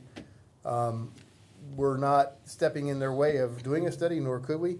But what we did say is that needs to be looked at from a regional standpoint, and we hope that it is a TMA priority, and it's something that does need to be coordinated throughout the region. So that being said, I guess what I would summarize is right now we are focusing on getting the West Shore interchange approved, get the environmental clearance on that, work on the funding. We could conceivably start construction on the job if all things fell into place in about 4 years, which would let us start to build it before Howard Franklin will be finished. And we could do some of the early works to tie the Howard Franklin in. But we still have some hurdles to jump through. So the Segment 7 is also critical to the Regional Catalyst Transit Project because it would provide the bus on shoulder opportunities up in there where we're not going to have express lanes. So with that, I tried to get through it fairly quickly. Hopefully it was coherent. There's a lot in that Yes. presentation, and I'm sure you're not looking for us to comment on Section 7 at this point. I'm It sure was we. more to let you know that there's something going on that may have a regional implication that you should be aware of, if nothing else. Well, there's a lot that goes on across the bay that creates regional implications, so it's good to know that there's one more thing that we have to deal with, so. We're on it. Yeah, we're on it. Don't worry. Yes, Commissioner. Thank you. This is the way to end the meeting. If you look at all the progress that the secretary's talked about, the express lanes, the bus on shoulder, really impressed by what you're doing with workforce development and the fact that you're reaching out to ex-offenders, folks that have been hard to place in jobs. I mean, that's just outstanding. I hope y'all talk about that more. And then the Howard Franklin. I mean, this is all positive progress that this board has been working on and a lot of other partners for a long time. I just want to thank you for the spirit of cooperation and progress that you brought to thank this you. initiative. Well, we got a good team. They're working on it. Thank you. Keep the team together, that's important. Yeah, thank you for those comments, Commissioner. I think sometimes we could focus on stuff that we have problems and challenges with, but there's been a lot accomplished. And unfortunately, Commissioner, it just seems to take forever to get stuff done, but we're getting there, even if it takes. Some of us aren't very patient, is what he's trying to say. Your sense of urgency is appreciated. But he knows this, your spirit's in the right place. Absolutely. Oh, yeah. Yeah. So. That's a wonderful apprenticeship that you've started. Yeah. Because those men and women can go and stay with you or go to cities, counties, municipalities, and then that gives room for Get a track record. the next group to come through. Well, And we it looks need like 'em. you're started on your next group already. No, we are, and we need them. It's not like, we're doing something for them. They're also doing something for us. Amen. So it's Yeah. A win-win, as they Yes, it say. is. Okay, thank you, appreciate it. Appreciate your patience today, too. We've gotten out of here at 2:30 and 3 the last few meetings, but we knew this was going to be a long one, but thank you for hanging Thank around. you. No, I enjoyed listening to all the Yeah. presentations. Yeah, so. thank you. right, Appreciate thank your presence. Okay, so we have one more, right? Yep. One more presentation. Brenton Mosher, is he here Yeah, still? he's here. Yes. Came all the way from Tampa, so we got to get through this one. Just like the secretary. Yeah. We'll keep this one fairly brief for you. Come on, up. Welcome. Hello. Hi there. So unlike what it says on the screen, I am not Julie Bond. I am Brenton Mosier. I am Julie Bond's staff assistant. I am the program support specialist for the Bike Walk Tampa Bay Coalition, and I work at the Center for Urban Transportation Research at USF. We're here to talk about some Bike Walk Tampa Bay initiatives. A lot of these are funded by the FDOT District 7, so we do thank them for their support. This is just one aspect of one short microcosm of all the things we do, but we're going to go through some of these. And the big one is our Walkwise presentation, which is safety tips for pedestrians, bicyclists, and drivers. So we go all across Hillsborough and Pinellas County, and we've gone into Pasco as well. And we give a 30-minute presentation with clickers that's sort of interactive, where we poll them about some of their opinions about safety and perceptions and some of their knowledge of the laws and best practices in walking, biking, and driving on the Tampa Bay area roads. And we go to business groups, civic organizations, such as Rotaries. We go to neighborhood associations. So we're quite active in trying to get the message about safe behaviors out. We also go to transitional living shelters, and we deliver this presentation because they're a population that's more likely to walk and bike. They're more likely to do so at odd hours at night. So we want to really reach these people and give them sort of the educational tools that they need to travel safely. At the end of each presentation, we ask everyone to take a pledge to follow the rules of the road and to talk to their people important in their lives about safe behaviors. Research has shown that if people take the pledge in front of their peers, they're more likely to follow through. We also go to events where we have a condensed version of the presentation where they can just fill out a quiz and answer questions, and so that's a great way for giving them on-the-spot education, but also for the university to collect data and sort of analyze what people's perceptions and knowledge of the laws are. We also take this out on the street, and we'll talk about that a little bit later. We go and just talk to people as they're walking and biking and try to capture them in the moment, and so that way get them thinking about it while they're traveling. We've developed this key to safety card, which we distribute to all the hotels along Gulf Boulevard. So when a person checks in, they get this with their key card, and so they have just that snapshot of just a quick overview of some of the best, safety practices. And it's also the hotel employees handle these, so they get exposure to that education as well.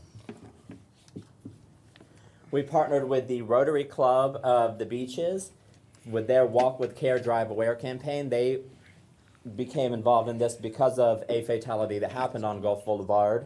And so they really wanted to do something to help. And so they designed this little sign here and we provided them with some educational materials. And they went to different businesses along Gulf Boulevard and talked to them and convinced them all to place the sign in their windows. And we had a little walk to kick off the event. And Cookie is somewhere in that picture. We've provided these clings on law enforcement vehicles because they are very visible to the public, and so they'll see this and know that the law for passing is 3 feet. We've provided over 300 clings, and some of the ones in Pinellas are the Largo Police and the Kansas City Police. This not only, it's just something that's visible to everyone. They can see it, and that they know that if you're going to pass someone, that you have to give them that minimum 3 feet if they're on a bicycle. Is that on the roof? That is on their rear windshield. So if someone sees a law enforcement vehicle, they'll see that sign and get a little safety message. We hold 2 regional summits every year, one in Hillsborough County, one in Pinellas County, where we talk about our priorities. We discuss some of the things that we've accomplished over the years. We have presentations from local groups. We did one last October in the bottom right corner. We did one at Clearwater at SPC, and they did a bike ride beforehand that went along the Fred Markey Trail over to the Courtney Campbell Trail. We are having one coming up on June 21st in Hillsborough County at the University Area Community Development Center, and we are doing it, normally these are evening events, but this one will be an all-day event with different presentations and breakout sessions. This is one from a couple of years ago where we asked people to talk about the reasons why they bike and walk, and they held up a little photo showing it, and things about just some people do it to get to work, some people do it for environmental reasons, people do it to save money on transportation costs. It's all sorts of reasons that people walk and bike. We provide event support to different events that are bike rides. We have supported the Ford Pinellas Bike Your City events that have happened. There was one in March in Largo. Previous years have been in Clearwater and St. Pete Beach. We support Temple Terrace's Bike with the Mayor events, which they hold every year. They've done it for 6 years in a row. We've provided bicycle repair stations and air pumps within the area around the university, and that is sort of to create a network to encourage people to commute, and that way they can have something along their way. And that was something that Secretary Gwynn had sort of mentioned that they might look at as an amenity when he was talking about along the Howard Franklin. So just something that you can make a quick tune-up or pump up some air. We have recently started this program where we pop up and do education, sort of similar to our On the Street. We set up a tent, people can come in, they can get a little bit of education, we distribute bike lights. Most people have bike lights that have dead batteries, or they don't have any at all. We also provide helmets often, and we can fit them with helmets and give them things. That way when they're biking along, they have extra safety if we can get them to stop on their travel. And usually most of them are pretty interested in seeing what the tent's about, but some of them are commuting and so they don't have the time to stop. But we try to partner with local businesses that will let us set up, and so that way we can also talk to people driving and give them education as well. We have helped local businesses participate in the Bicycle Friendly Business Program, which is from the League of American Cyclists. And so there's over 1,200 bicycle-friendly businesses in the U.S. Tampa ranks number 2 with 43 businesses, and St. Petersburg ranks number 5 with 36 businesses. So the League of American Bicyclists, which is the nationwide advocacy organization, has certain criteria that they require businesses to meet to be considered bicycle-friendly, and we help them fill out the application, and if we can help them implement programs to beef up some of the criteria that the League is looking for. And the next event that we are supporting is called Downtown to Trail Town. So this is between the city of Clearwater and the city of Dunedin, where they're going to have a 5-mile bike ride from downtown Clearwater up to Dunedin, which was recently designated as a trail town. And they're going to talk about some of the different infrastructure achievements that they have made along the way. So that is next Wednesday at 4 p.m. Well, that is all I have. Does anyone have any questions? Or? Well, thank you for that presentation. Any questions? Yes. Do you partner with the school system at all? We direct people to the Safe Routes to School program, which is managed by Johns Hopkins All Children's Hospital. They provide a great educational program for children, so we mainly focus on adults through our programs, but we do support them, and they support the local law enforcement agencies who often hold rodeos to teach children basic bicycle handling skills. How about high schools? High schools, we are working on an upcoming program where we will be going into driver's ed programs. Okay.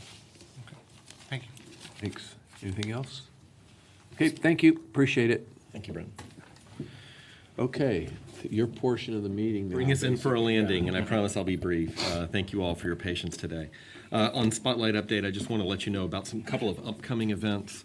Next meeting, we're going to have the town of Indian Shores and the Florida Department of Transportation to talk about some things they're working through on the sidewalks and drainage issues that are prevalent between Indian Shores and Indian Rocks Beach. Don't leave, because we're talking about you. I heard you. So that'll be at your June meeting, and I believe they will be coming to our Bicycle Pedestrian Technical Committee and Citizens Committee as well to just make sure we get input on that, because those committees have been heavily engaged in some of the improvements out on Gulf Boulevard thus far. In addition to that, probably in July, we will be bringing forward the Gateway Area Master Plan, which is, we got a brief preview yesterday of some of the recommendations. I'm really excited about what we're coming up with. I think it's good stuff. And the county and the 3 cities have all been briefed on the recommendations. I think there's an upcoming briefing with the City of Pinellas Park, so they're next on the list. But so far, the reaction has been overall generally very positive, and I think you'll be excited and encouraged to see some of those recommendations coming out of that. So, and then soon, it may be a couple more months, but we expect to have a presentation on the US 19 North recommendations. Those are in right-of-way for final evaluation before we're ready to say what collectively we think should happen north of Tampa Road. I want to move on to, I'm going to skip the MPOAC update, if you don't mind. We included the roundabout presentation in your packet that we saw there, and I thought that was really good. The rest of it focused on the legislation that was working its way through the last days of session. And so let me move to the legislative committee update. We met earlier today and went through a review of Ford Pinellas's legislative priorities. The main thing to report to you is that there was a bill that's been passed on texting while driving that bans use of handheld devices in school zones and construction zones, but otherwise it makes texting while driving a primary offense. It wasn't as far as we wanted it to go, but we think maybe over the next couple of years we can eventually get to where we wanted to go with a ban on handheld devices. In addition to that, there was a micromobility bill that has been passed that does preserve some autonomy of local governments about where and how micromobility devices like scooters and e-bikes can be deployed and used. And the technology is changing pretty rapidly with that. They are generally now allowed to operate as bicycles, but one thing we talked about is having some consistency countywide. Now that that bill is passed and soon it's signed by the governor, to have clarity on how those micromobility uses will be related to, say, the Pinellas Trail, and have some consistency from jurisdiction to jurisdiction where possible. So we might engage in some model language for folks to consider.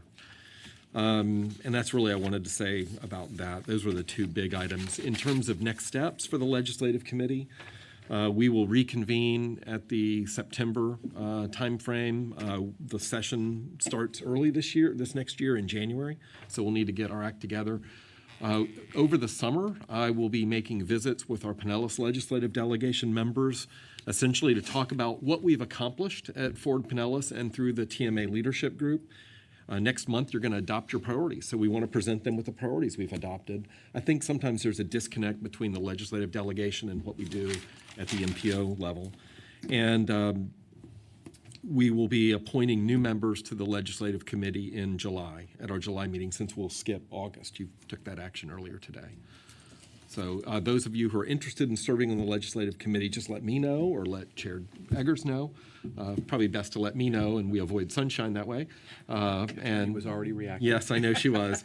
So email me, and I will let the chair know. Thank you very much. Okay. Any questions about that? I do think we had some discussion about the trail, and I do, there's just seems to be more and more motorized vehicles coming onto the trail, and just need to make sure that we're aware and have the discussion and have some consistency throughout this linear park that we have.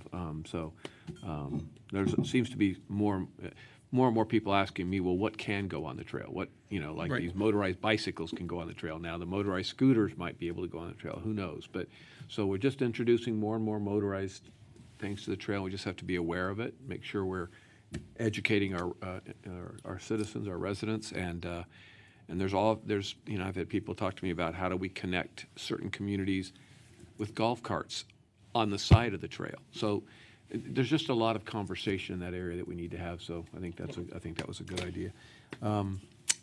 Anything else from your perspective? My next meeting with the county administrator and PSTA is May 15th, and we are working really well with the county staff to put together a comprehensive presentation for the county administrator, and as soon as possible, that will find its way to the Board of County Commissioners for workshop discussion. Okay, and then the CAC has one opening for Pinellas Park Mid-County area and one at-large position. That's for our Citizens Advisory Committee.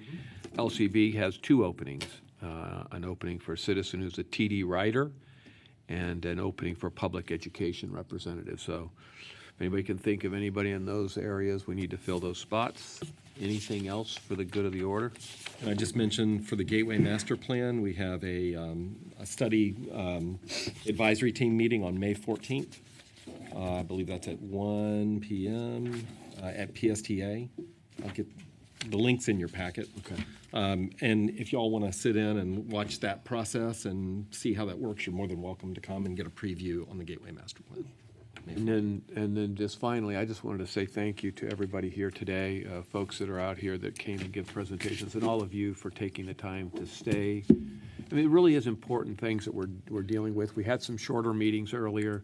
Not that we're keeping an asset debit kind of running total, but Oh, yeah, you are. I am a little bit. Because John Maroney would be very upset to be going to 4:30. He was always proud to be done at 3 o'clock, you know. But anyway, I really appreciate you all staying and taking the time. This is good, important stuff. And with that, we are adjourned. Thank you.